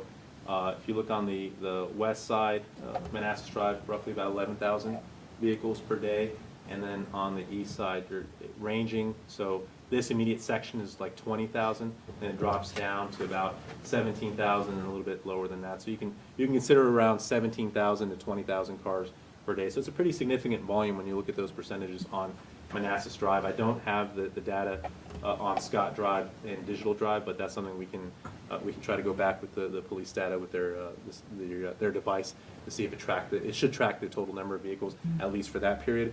But with the 11,000 and the 20,000, that was more from VDOT data that they did as part of a comprehensive, when they were looking at Route 28, they did a comprehensive analysis of traffic volumes, and that's how we got that data. So that's a more stable, certain number in terms of traffic volume. Okay. Do you have anything more to add before we start our questions and comments? Okay. Councilmember Hampton. On that map, where's Polk Drive between Old Centerville Road and Manassas Drive? It's this little tiny section. And I ask that because there have been, yeah, as recent as last week, I forget where I was coming back from, and there was a car that someone had, I guess, took the corner really fast, and the back of the car was all dinged up. Where was that? I couldn't quite hear. Where it was. Manassas Drive and Polk. And Polk, that Yeah. intersection. Correct, where the light is. Okay. Old Center? Yeah, they're coming off of Polk, officers coming from Old Centerville Road. Right here. Yeah. My other question is, if we didn't go with all three colors, how hard would it be for the police then to, what's the burden upon the police to enforce that? As well, what's the burden upon us to educate the residents or whomever's driving through the city? If we go with this scenario or the... No, if we didn't go with all three colors. Oh, so if we just stuck with this. Or if we did the yellow, I guess that was yellow, or was that gold? Orange. Orange. Oh, orange, okay, the two, yeah. Yeah. So I'm not sure it increases burden on police. We're going to continue to enforce. It's more enabling. That's what this legislation was. It enables when police actually ticket someone and we identify that they were test drivers, then it allows us to take action against the dealers for not ensuring that they're putting all safeguards in place to prevent that from happening in residential areas and telling them to stick to commercial streets and off and away from residential neighborhoods. Education's another thing. I mean, certainly we can constantly do education and certainly we want to let people know before the signs go up that this is coming and give them a good timeline when the signs go up that this is happening as well, because this is going to impact everyone who gets a speeding ticket now in these areas. It's not just the test drivers. That's an important point That was to my make. So we really Yeah, to we let need people a know. strong education component. Correct. Right. Absolutely. And then my third question is, and I've only heard it from one resident that's on Manassas Drive that spoke of the dealership up there by the old Kleins test driving down Manassas Drive, and they've had to call them. If it's outside of our city limits, unfortunately, I know it is, but yeah. if we have those signs up there, right? Hopefully that dissuades because people That's- now see it. Right, and that's And my we can point. still ticket them. We can still ticket ticket them. And Dean, correct me if I'm wrong, I think it's not just the fines double signage, but we're also going to have to put the signs up for test driving prohibitions. Is that correct? Yes. That's correct, yeah. So the residence districts, anybody who's speeding in there is going to get the $200 enhanced fines. So if you have test drivers from dealers outside the city, they're still going to get those fines. It's just that we won't be able to do anything to the dealer. We won't be able to So we do take, need to put signs up for both the enhanced, the $200 additional fine, as well as the no test driving zone. So hopefully when they see no test driving, Yeah, that'll dissuade yeah. them from doing it. Okay. we just won't be able to give the dealer a letter requiring them to inform their drivers when they test drive. But I think by word of mouth, it'll get back to Oh, them. it will. Yeah, once the fines, yeah, it definitely will. Yeah, at Okay. least we certainly hope that it will. Right. Yeah, Okay, those are all my questions and statements. okay. Thank you. A YouTube comment came in from Mr. Donald Shoemaker. So the data doesn't actually support the complaints of residents in Bloom's Crossing that excessive speeding is a major problem. Okay, Councilmember Amaya, questions? More like a comment. So if we do all colors, like Laura was saying, if we go with the red, the orange, and the purple, that would basically make all that area a higher fine. They would, yeah. And so that kind of would I think scare people, or at least let people know that we're being more strict with their speeding, because you're only touching those areas, but there's areas inside those streets that also have a problem with speeding. So I think that for me, we should do all three, just so that way that we know Do that the what? all three colors. The 1% and Okay. Yeah. 1%? Yeah, because it would help a lot with our area, Yeah. but the west, because there's a lot of speeding even between the streets. So, my comment. Okay, 1%. Did you have a preference, Councilmember Hampton? I'm leaning towards all three for that very reason. Okay. And I think the other impact that upon residents is that maybe our car insurance will go down. Oh, Becomes, yeah, becomes safer. yeah. Sort of like the counterpart to the fire insurance going down if we, yeah. Okay. Do you have a follow-up? Yeah. Okay. Councilmember Javed? So do we have speed cameras on Manassas Drive up north? you're talking about on the west side? On the west side, I guess, yeah. We don't have the speeding cameras. The only place that we have the speeding cameras is on Euclid, because it has to be in the vicinity of a school. Yeah. So we can't put one on that side? No. Unless you want to establish a school there. Which we used to have schools there. So okay. That's why I'm saying that it will help the situation, because on our side, It's bad. speed everywhere. It's Yeah. not just on Manassas Drive. I mean, the 1% I see the argument, but to me, I mean, that means it's like the bare minimum, right, of cars speeding through those roads. I want to tackle the ones that are the major roads, the bulk of the speeders. right, where Right, but they're we're going. We're doing all three, right? I know, but the 1% could be, what, 2 cars out of, On small streets, so you're talking about, it may be 1%, but if you go down those one-way streets like Polk, where the pocket park is, it's a really small street, and those are kids that are out there riding their bikes. yeah, I see it, yeah. Has had complaints. Yeah. So has had Cabell, right? Cabell. Right, Cabell, thank you. Where the police station is, that Right. street. Yeah. they It's speed actually, through there. it's actually all of Cabell, even Yeah, my oh, section of Cabell. Exactly. Yeah. You're talking about people, have seen people go down there 45, 50 miles an hour. Yeah, Yeah. yeah. So I think we'll be a. The only way that this works is, again, if we have police presence, right? Because there'll be instances where they'll go speeding, they might get away with it. Okay, the second time they get a ticket, third time they'll be like, okay, I don't care about ticket, we're still speeding. No, right. they'll stop speeding. Yeah. I mean, it depends Yeah. on $200. They'll is a stop. lot. like I Just said, like I we were mean, saying about the Well- ticket for $250, right? The $250 for the decal, $200 for a ticket for you speeding. right, I mean, I can't. can't be inside people's minds, but I mean, out of state or out of people out of our area might just go through Manassas Drive thinking, okay, we just get a ticket. It's not, the thing is, we want to tackle the speeding problem, right? There's other measures to do so. So we can't put speeding cameras there, so what else? I mean, can we do? there's, like I said, we haven't even touched talks about speed humps or speed bumps, whatever they call it, right? Up and down Manassas Drive, that's a 25-mile-an-hour zone. Lowering the speed limit to 20 miles per hour, that's a whole different conversation there. You know, there's other ways you can do it If because we- No penalty. putting a sign up does not mean that they're going to slow down unless they get ticketed Right. or Right. enforced, right? And I'm sure some of them will. I mean, Right. the police cannot be everywhere. Exactly. We can't, So that's what I'm saying. So if the police are going to ramp up their enforcement than what they're doing now, then I could see this happening, right? Well, remember, we just got the cops grant, so we were able to, Right, then that was my next thing, because being the short staff that they are, the turnover rate that they have, is this going to be effective? So one question, when you put up those signs that tell you how much we're speeding, do you guys see any change in traffic, or do you see any change in the way that we actually drive down Manassas Drive? you're saying if we, with the. Remember those things that tell you how much we're speeding? Yeah. Do you see a difference?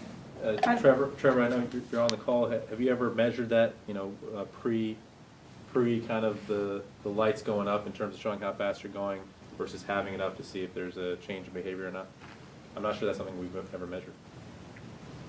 No, sir, we've never actually measured capturing the data without the speed displayed versus with the speed displayed. But I can tell you from my observation that one day I was on Scott, when the people saw that sign, it said 15, and then it showed that they were doing 25 or 30 miles an hour, they slowed down dramatically. I argue a lot of people who do see that fines double in that zone, Yeah. they are going to take a look at that and And I have a quick question for Reinhardt. Are there any points attached to a person's license for speeding? Yeah, yes, ma'am. If the police issue the summons for speeding, there are points. Okay, thank you. And I'd point out that this is $200 in addition to what other fines are attached to it. So this is just enhanced. So this is on top of whatever else they're going to be charged. Okay. Translation, don't speed. that's right. Translation is obey traffic laws. Okay. And if there's do you have a no, follow-up? yeah, I'm saying, like, say, like we said, like, the police are shorthanded.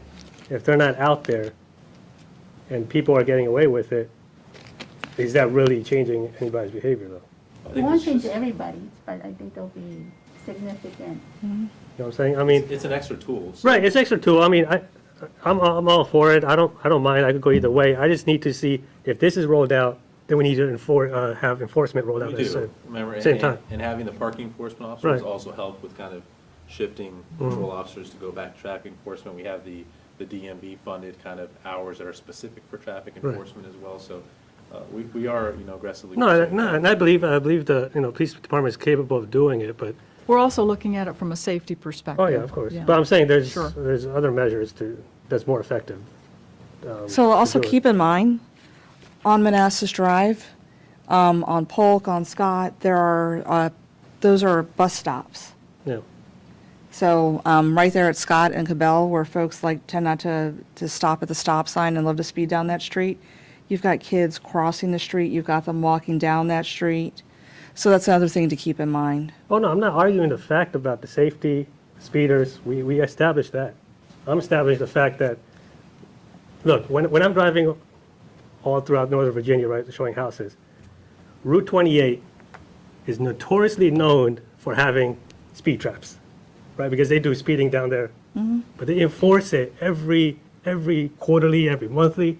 People know that part of 28, oh, we're going to slow down. Or 29 in Fairfax City. 29 Fairfax City, yes, they have lunch speeds out there, Fairfax County Parkway, right? So if we roll this out, we need to roll out enforcement the first 3 months, saying, hey, this is going to be a high-ticket area. Yeah. We need police presence at the same time. I agree. Yeah, education and enforcement. Right. Yes. Yeah, okay. There's a couple of YouTube comments here. Mr. Donald Shoemaker is concerned about the impact of the fine on residents. And there is there's one comment about trying to get out of their driveway with very limited range of view, then the speeding is more of an issue, even if it's 1 or 2% of the traffic volume. Exactly. So yes, getting Yes. out of your driveway, that's Yeah. definitely an issue. Thank you very much. And now, that lady didn't have a name attached to the comment. And Mr. Mike Smith said to Laura's Hampton's recent comment, our car insurance went up significantly when we moved to Manassas Park. Thanks for your efforts to make the streets safer. Yes, exactly, Mr. Smith, that's what we're trying to do. Okay. The folks at home, Councilmember Moore.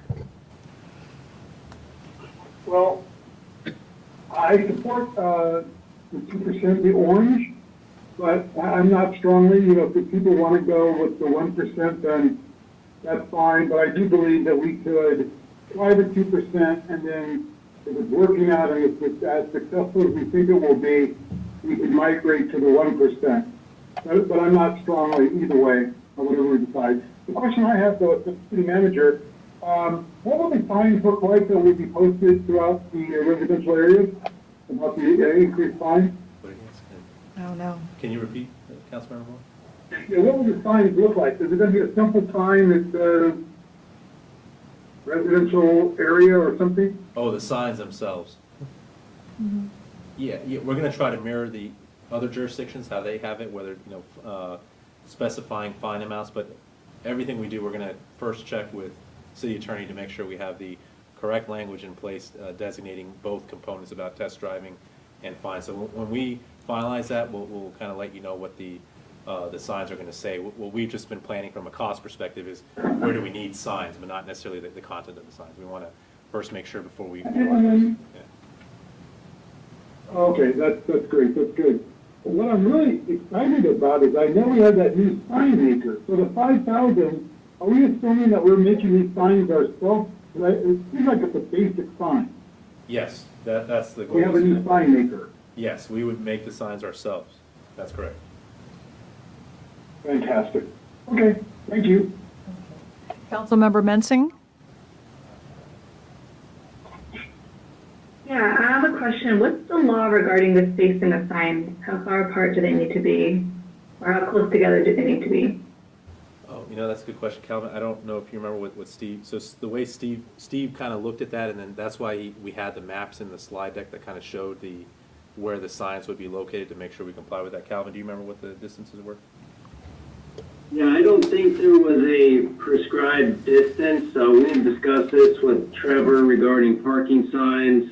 We wound up deciding that anywhere you would be entering a roadway, there needed to be a sign visible from the point at which you entered before you left that road would potentially be ticketed so that you wouldn't have the defense in court that there wasn't adequate signage placed. but I don't think we ever arrived on a required spacing of no speeding or no parking signs. It seems to be more or less what would be defensible in court to say that someone could not have, someone didn't actually turn onto a roadway, see no posted speed limit in their journey down that roadway before they were ticketed. Okay, thanks, that makes sense. I don't have any other questions. I am in favor of the 1%. Okay, thank you. Vice Mayor Banks? Is there any way we can? Can you? Is there any way we can reduce the fine to like half? Defeat the purpose. You're saying from the 200 additional, reduce that $200 amount? To 100. Oh, down to 100. Dean, is It's that? a lot. It's still a lot of money. Yeah. It's just like. So Dean, are we allowed to have less than 200, or is 200 the set amount by the state? I don't know off the top of my head, I'm looking right now, but I think it's a $200 enhanced fine. Let me go ahead. Just checking to see if we have any discussion there. Do you have more? In the meantime, support all three. I think, as the mayor pointed out, we've got to keep our streets safe, and that was one of the comments as well. I wish it could be expanded because we've got other residential roads we're all familiar with that have speeding. And we can do the study again in a year or two, like after we start doing this, because you may have people change their traffic patterns, and then we'll see if that's impacted other roads as well. Then.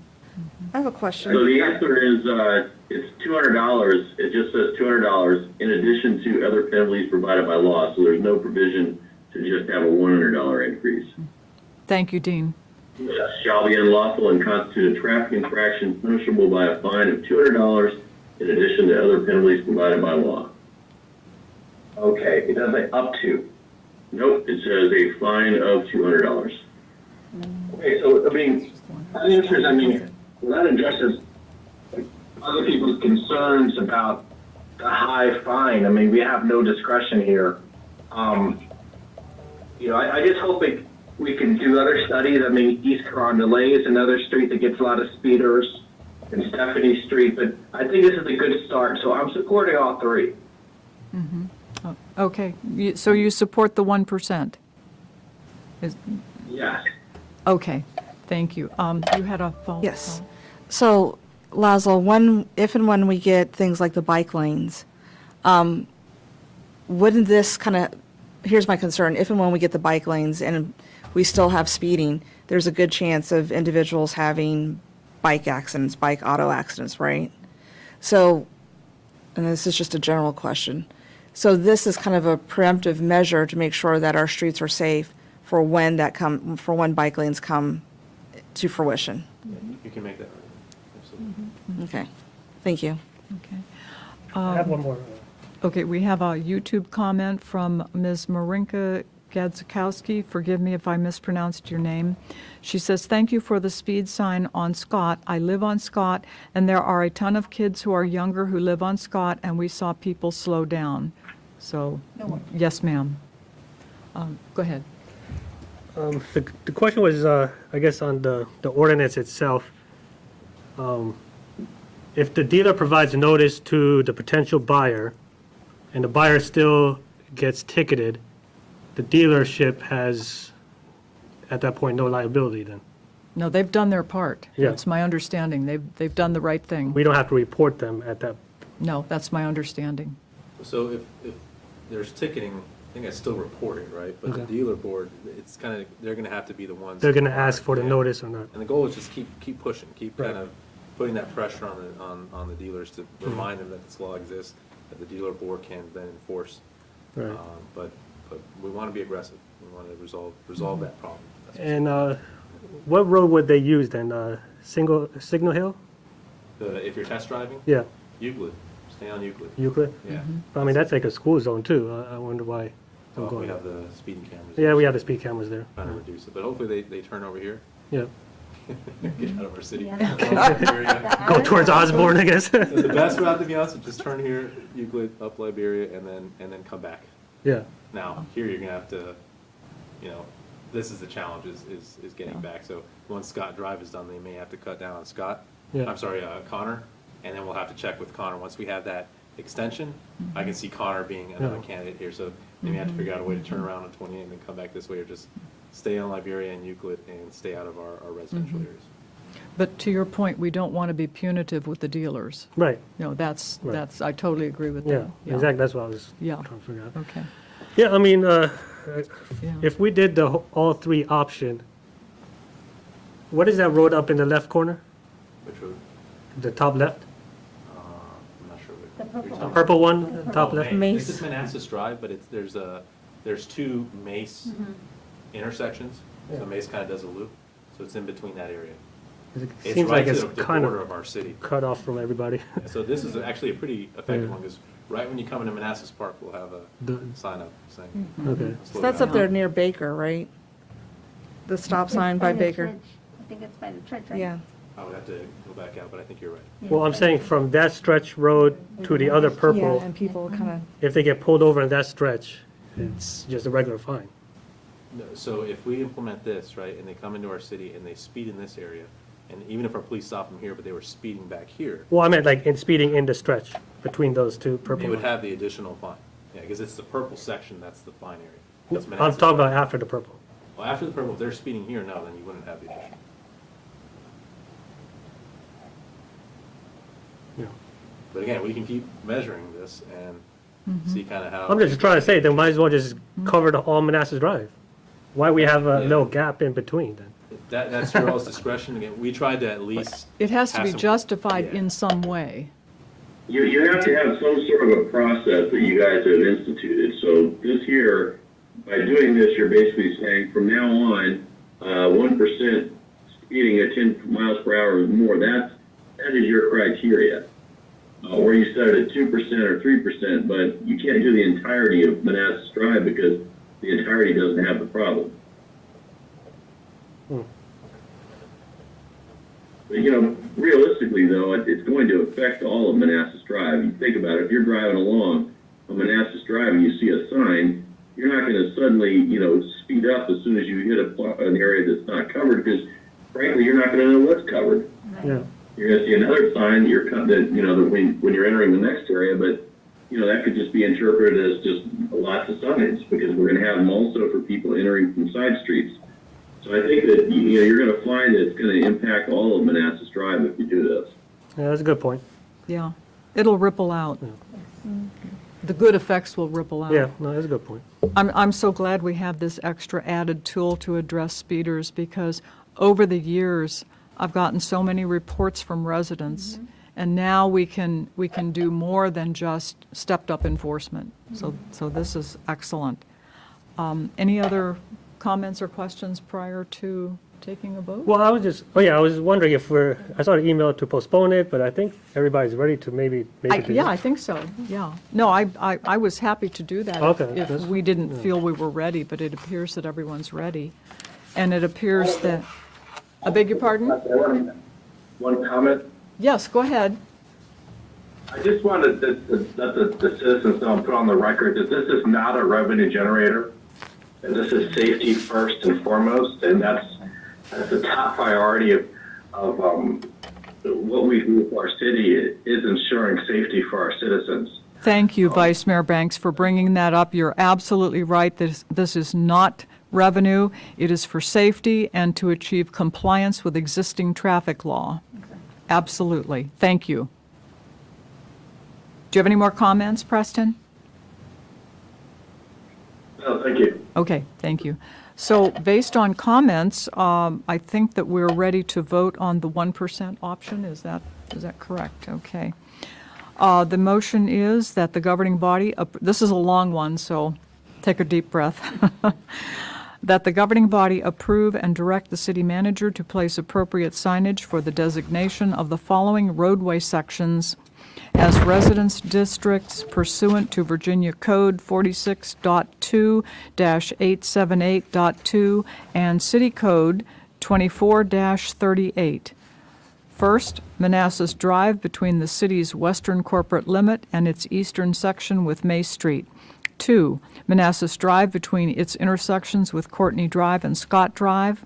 3, Polk Drive between its intersections with Cabell Drive and Old Centerville Road. 4, Scott Drive between its intersections with Cabell Drive and Manassas Drive. 5, Manassas Drive between its intersections with Route 28 and Euclid Avenue. 6, Manassas Drive between its intersections with Bank Street and Liberty Street. 7, Manassas Drive between its intersections with Railroad Drive and William Street / Greenshire Drive.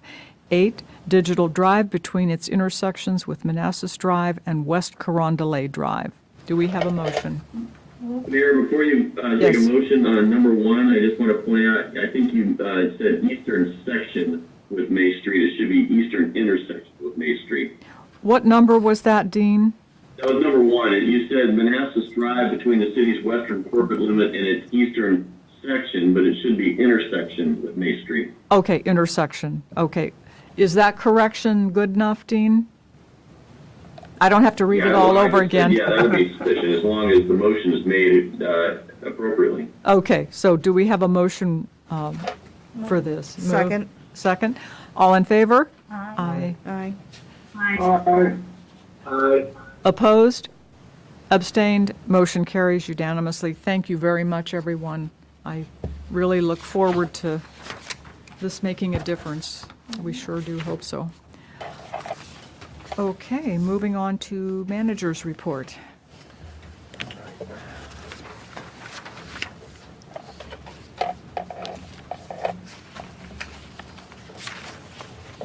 evening, Mayor and Governing Body again.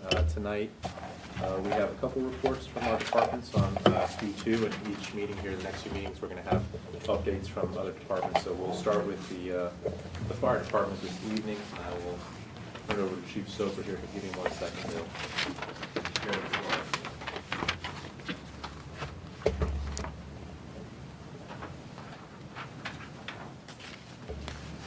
And Chief Soper, are you there? Yes, sir. Okay, give me 1 second here. Okay, can you all see that? Yes. Okay, thank you. So go ahead, Chief Soper, just let me know when you want me to change slides. Okay, maybe we can jump to the next slide. So, good evening, Madam Mayor, members of the governing body. Tonight, as the city manager said, I'll be presenting the fire department's update for the second quarter for the new year for FY22. Just quick highlights of what happened in the second quarter for us in FY22 is, of course, we've been maintaining the COVID-19 planning and updating. We have been dealing with the Delta and the Omicron variants lately. With that, we saw 8 staff members go out during the quarter 2. Happy to say that all 8 have returned with no issues. Some events that the fire department has participated in during the second quarter. The Veterans Day Parade in Manassas City. We did do our open house back in October, which was really well attended. So thanks to everyone in the governing body that showed up. That was great to see everybody there. We do our Santa Run, which is very, very liked throughout the city. The light parade as well. The Manassas, which was highly attended. We did the coat drive. We did Toys for Tots, and we sent EMS staff down to Arlington National Cemetery every year to participate with the routes across America. One thing that's not on here that probably will come back next year, is the Marine Corps Marathon, which we do participate in as well for EMS support to Arlington County. Over the second quarter of FY22, we lost 2 employees, one to retirement, and the other one is a paramedic we lost to Fairfax County. Our website is up and running. It's been all updated to what we've been asked to update to.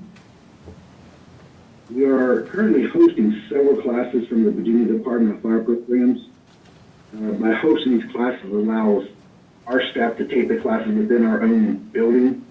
It's kind of hard with a very limited staff to send people all across the Commonwealth to get the training classes they need, especially with the ladder truck coming. In order for those people to take this class, it also comes into play with our new career development model. We did host a class on community risk reduction that allows us to receive ISO points for our upcoming inspection in probably the fall, sounds like. Also, our senior staff, we went down last week in Henrico Community, and we a class called Quality Improvement for the Fire and Emergency Services, which is sponsored by the Center of Public Safety Excellence. Basically, that is an accreditation preparedness and compliance class to get prepared for all the national best practice standards and make sure that the fire department is doing everything properly. Some stats that we have, and we'll go through these the next couple slides. So from the Fire Marshal's office, we did public education events, which was 6. Fire inspections, business inspections were 114. Investigations, it says 9, but I think it's a typo there, and this is the slide. Community outreach program was 8. From the fire and unit operation, total call volume for that quarter was 701 dispatches.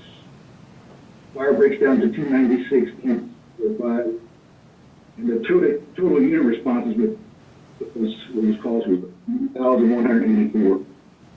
But that breaks down to the medic unit went out 45 paramedic engine, 546, and the battalion chief was 173. So just some response data.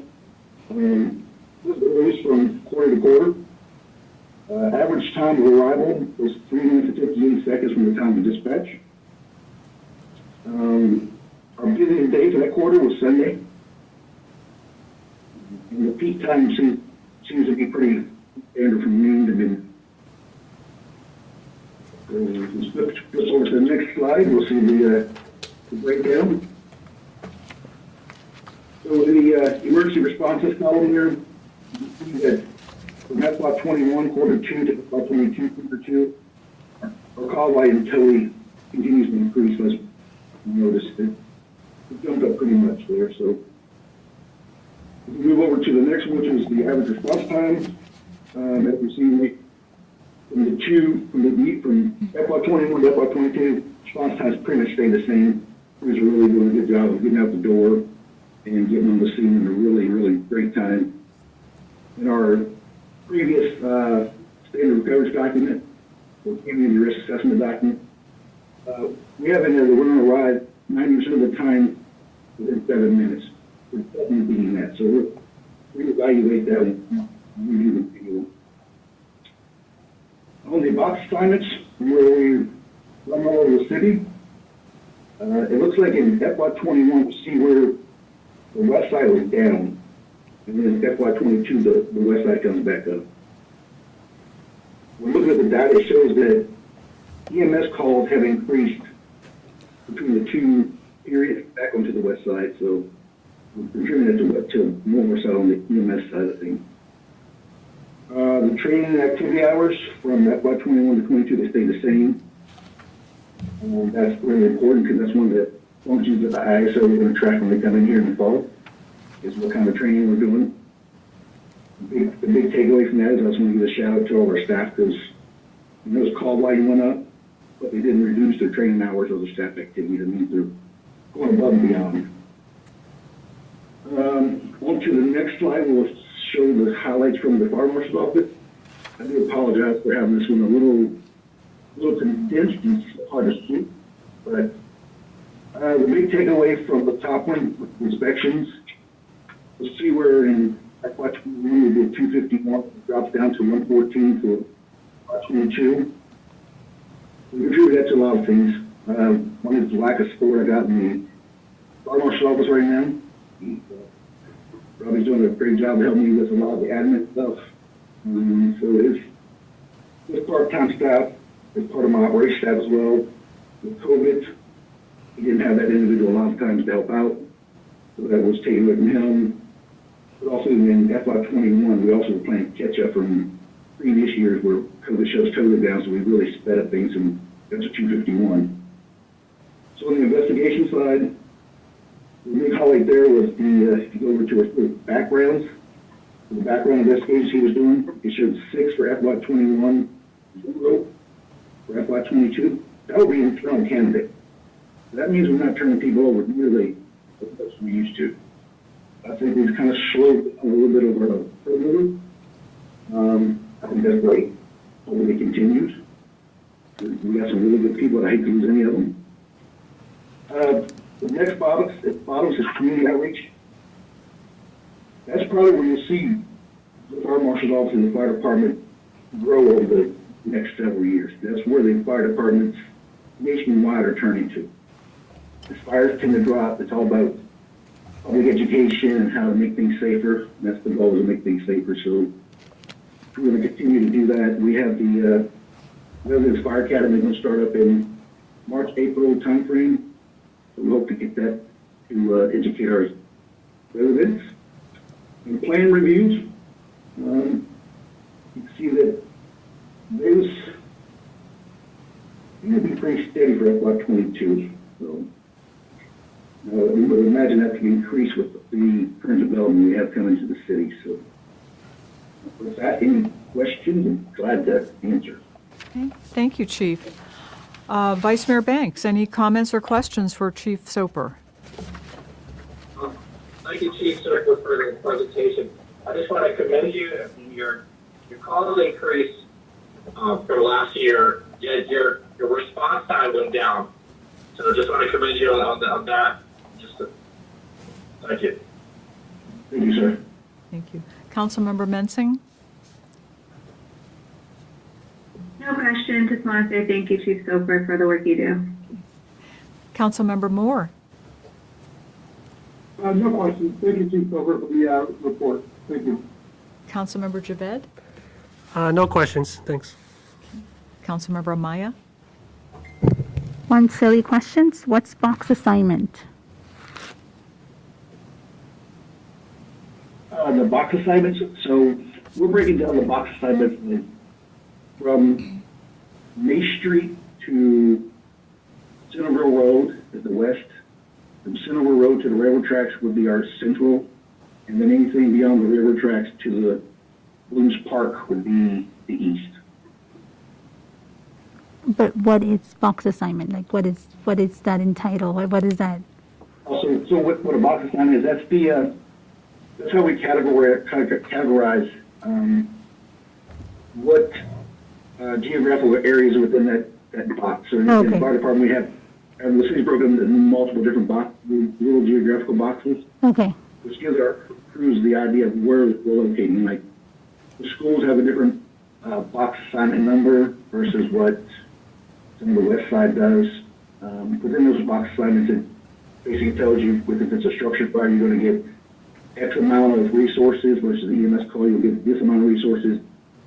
And based off the box assignment and the box numbers, that's how the crews know exactly where to respond to.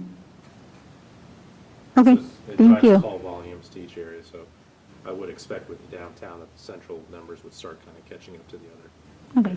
Thank you for the clarification. Okay. Thank you. Councilmember Hampton? You're welcome. Chief, first I want to thank all of your staff, and I know from personal experience how professional, caring, and dedicated they all are. So please pass that on to them. My second question is, have you had an opportunity yet to use the new, and I know I'm going to get it wrong, engine? Or is it a ladder, or is it a truck? Ladder. Truck. No, ma'am, we have not. Okay, thank you. I don't foresee us even in the looking through. We still haven't got the equipment on it yet. We still haven't the letter yet. This spring we have a aerial operator class coming to town where we can get our people trained up to operate that thing properly. We have some people from years past from the old ladder truck that were still here that can do that, but no, we're still working on the logistics to get that thing ready to go, and then hopefully, if we get the safer grant, we'll have the staff for it. That's really key. Okay. Thank you, Chief. Okay, thank you. Thank you very much, Chief. We appreciate the presentation. Thank you. Thank you. So is this in Jay, a quick mic check.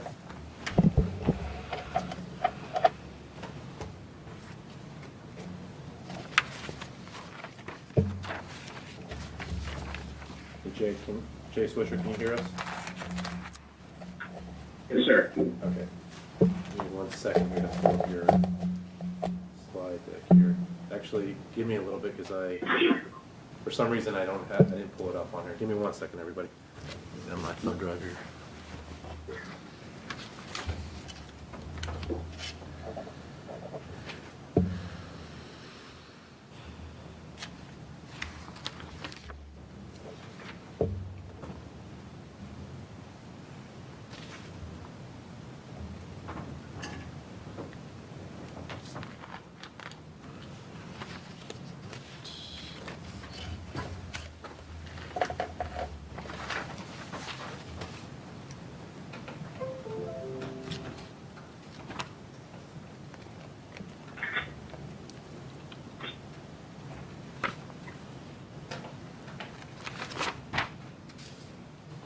Does everybody see that at home? Yeah. Okay, great. Okay, Jay, it's all yours. All right. So good evening, Mayor, members of the governing body. Tonight I'll be presenting on a number of department metrics for the second quarter of FY22. In addition, year-to-date totals through 12/31 and event highlights from 4 of our more prominent fall and winter events will be covered. So we'll go ahead and get started.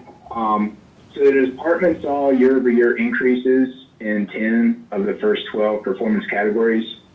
We saw significant year-over-year bumps in tours, Facebook engagement, rentals held, rentals sold, email open rate.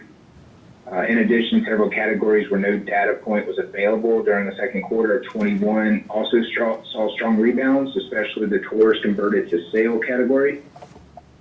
With memberships not being available in 21 and rentals impacted by the capacity restrictions in place via the governor's executive order for parts of the fall and winter, our tour interest dipped quite a bit last year. 27 and 15,000 in tours and tours converted to sale categories respectively is encouraging, and interest is definitely on the rise, especially as it relates to rental sales as we move forward. In terms of the MPCC visitor category, that discrepancy is due to an issue with our previous people counter system. After installing a new unit this past September, we discovered a glitch in our previous system and realized it was essentially overcounting. Based on our program attendance, our rental and membership access, before and after care, preschool, capacity restrictions, and a number of other factors, we know that our customer volume is definitely higher this quarter compared to last year. So the new system in place is highly accurate and reliable, and we also monitor that on a daily basis. So we have full faith and confidence that that system's going to, keep us kind of up to speed moving forward. So segueing to page 2, the department saw year-over-year increases in 9 of the 10 categories listed above. 2 of the categories, Signal Bay Water Park attendance and Signal Bay Water Park revenue, aren't applicable this time of year, so that drops the current measurable total from 12 to 10. We saw huge increases in the Signal Hill Park field rentals, programs implemented, special events, and total revenue. We also saw renewed interest in sizable bumps in swim lesson participants and Casella Park rentals. Senior passport memberships continues to be kind of a fluid metric. Interest and demand often align with the current status or the trajectory of the virus. We've seen a number of seniors return primarily to participate in pickleball, group fitness, or even you just utilize the wellness center. But we are still seeing quite a bit of hesitancy from that demographic. And it seems that some are just opting for either periodic drop-ins, or they're just kind of like waiting before they commit to membership until things get a little more stable.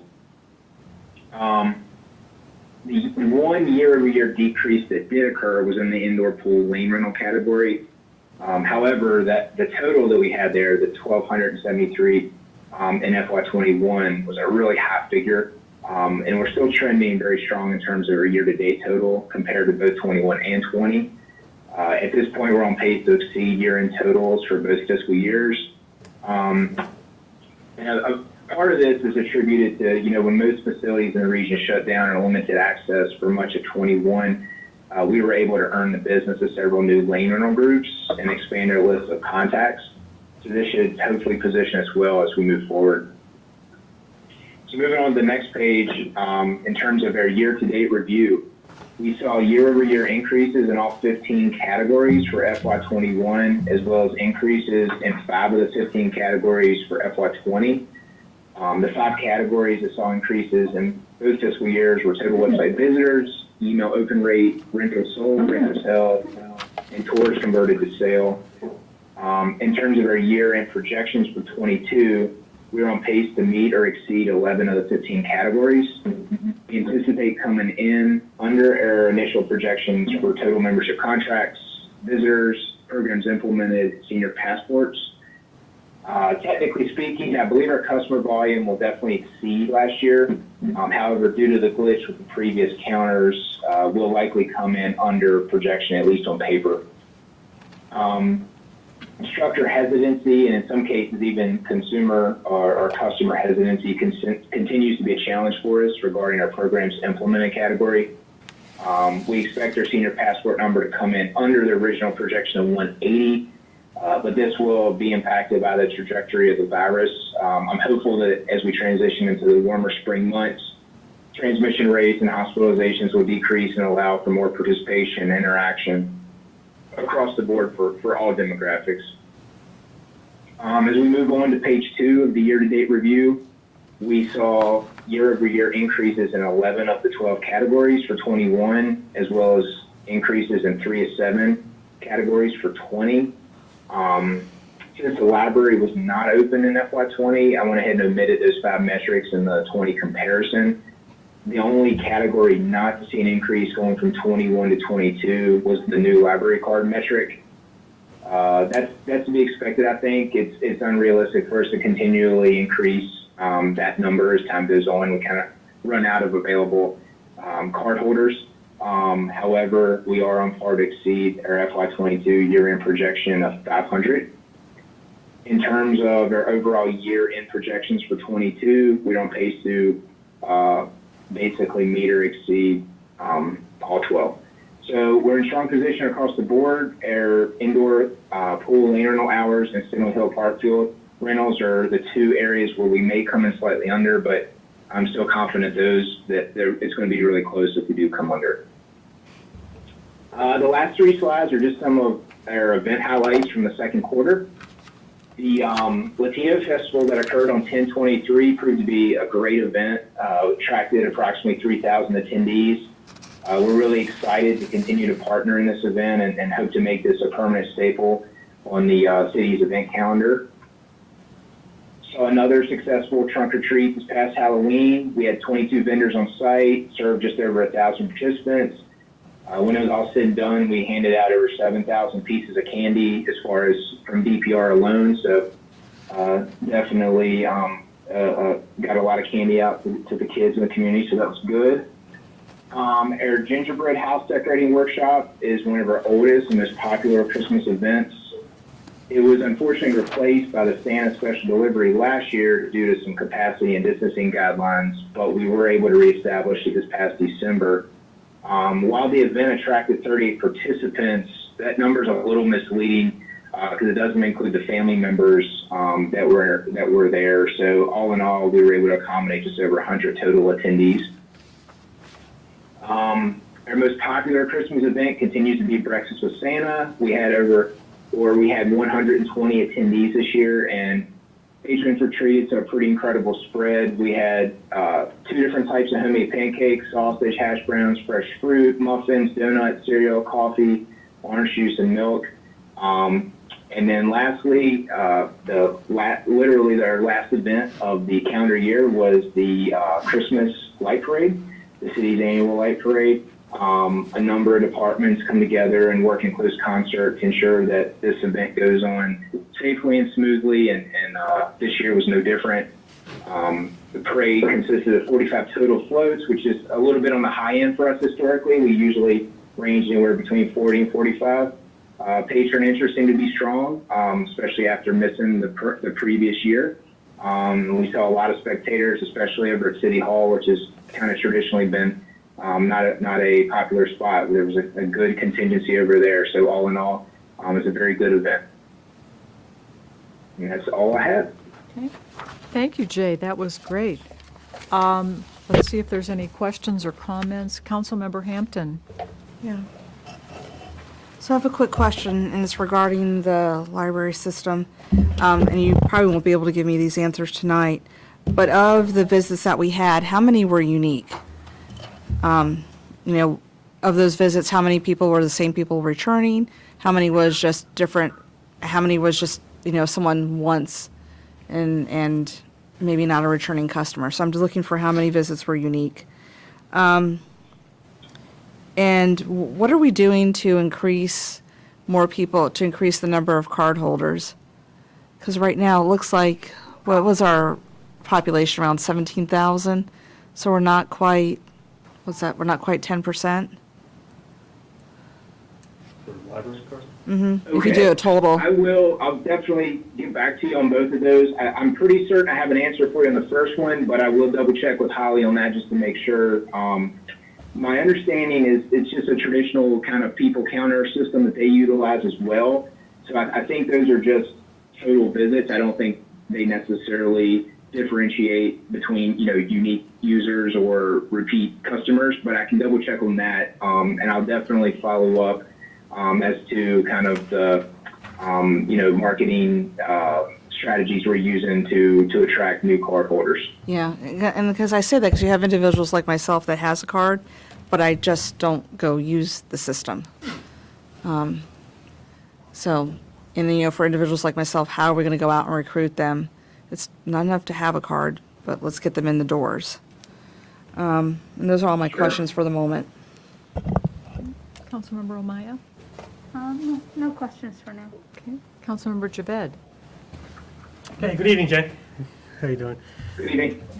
You know, you didn't highlight your the local artists that you guys are showcasing for Black History Month this month. Todd Sparrow, I think it's the community should go check out his artwork this month. He has a lot of good pieces out there. I think you're doing it right in the lobby, right? Yes, sir. That is correct. Yep, absolutely. We just got Todd. We started last year, and he's supporting that initiative again this year. He's an incredible, very talented individual. We're lucky to have him on the team. Yeah, he has some good pieces. My question is some of the programs that you guys implemented increased, I guess, from 38 to 93 in 1 year, right? What are those programs? Is that just like after-school activity type programs, or? As far as the programs implemented metric? Yeah, because I'm trying to see a 145% increase in 1 year. That's either we cut some of the programs and we brought them back, or is this new programs? I'm just trying to understand the dramatic increase in that. Gotcha. Yeah. So where are you referring to the first slide of just for the Q2 or for the year to date? Yeah, I think it's Q2. Yeah, comparison program implemented, the first one, 38 FY21 to 93 in FY22. Gotcha. So a big change here, a big difference here. So we didn't officially open in 21 until August. So we were closed for a full month.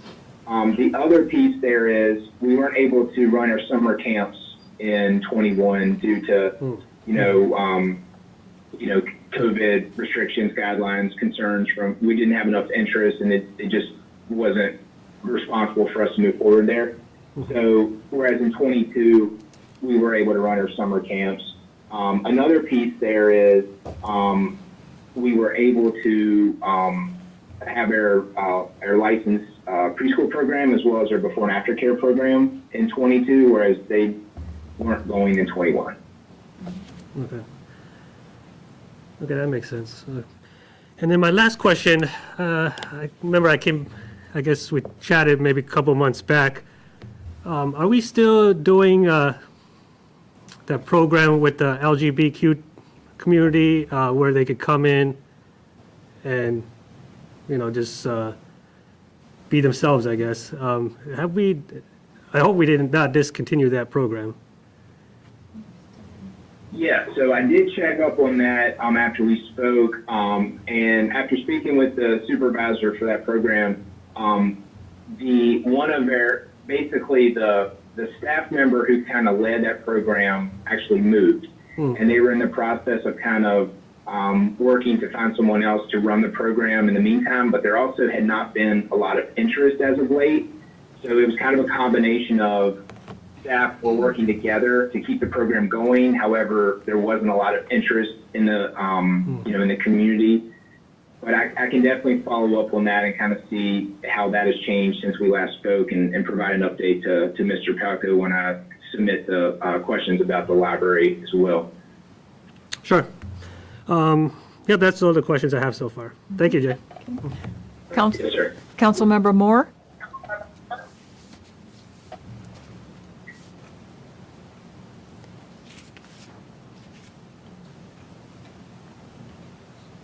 Councilmember Moore, can you hear us? Can you hear me now? Yes. Can you hear me? Yes. Okay, I'm sorry. Thank you. Thank you, Jay, for the presentation. I greatly appreciate what you've provided for us in our community. I just do also want to highlight the artist Todd Sparrow, and I'm looking forward to seeing his art in celebration of Black History Month in the lobby. And also just kudos to Caitlin, who does an amazing job when it comes to special events and special programming. Trunk or Treat was an amazing event that I had a chance to participate in, and just the other events that she has, like that she helps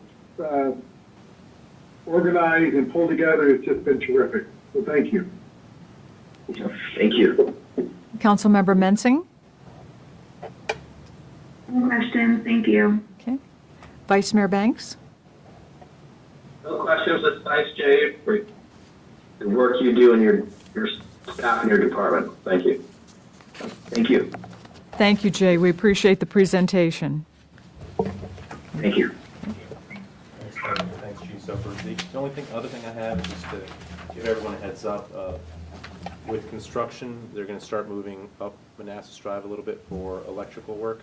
So that may impact the site of Curative for the testing site, but no details yet. But just heads up that we'll make that announcement once we figure out where we can relocate them to continue the testing. So you don't know yet where it's going to be? Yet. Okay. I want to follow up with Francis tomorrow, but we were told today by Norton Scott that they're ready to kind of start moving construction up the road there. Okay, thank you. Okay, we do have a closed session. I would remind the folks at home to keep your phones close by because we will be dialing you. Keith will be dialing in to you folks. So the city attorney recommends that we go into closed session to consult with the city attorney pertaining to proposed settlement of tenant losses related to the city's use of eminent domain for the acquisition of Lot 1A, Connor Center, for the new city hall, public parking, and a public road pursuant to paragraph 7 of subsection 2.2-3711A of the Code of Virginia, and to consult with the city attorney regarding possible changes to the purchase and sales agreement with MP Cinema Realty, LLC, for approximately 1.60854 acres of the current City Hall site pursuant to paragraph 8 of subsection 2.2-3711A of the Code of Virginia. Do we have a motion? Second. All in favor? Aye. Bye. Opposed? Abstained? Motion carries. We'll have a 5-minute comfort break.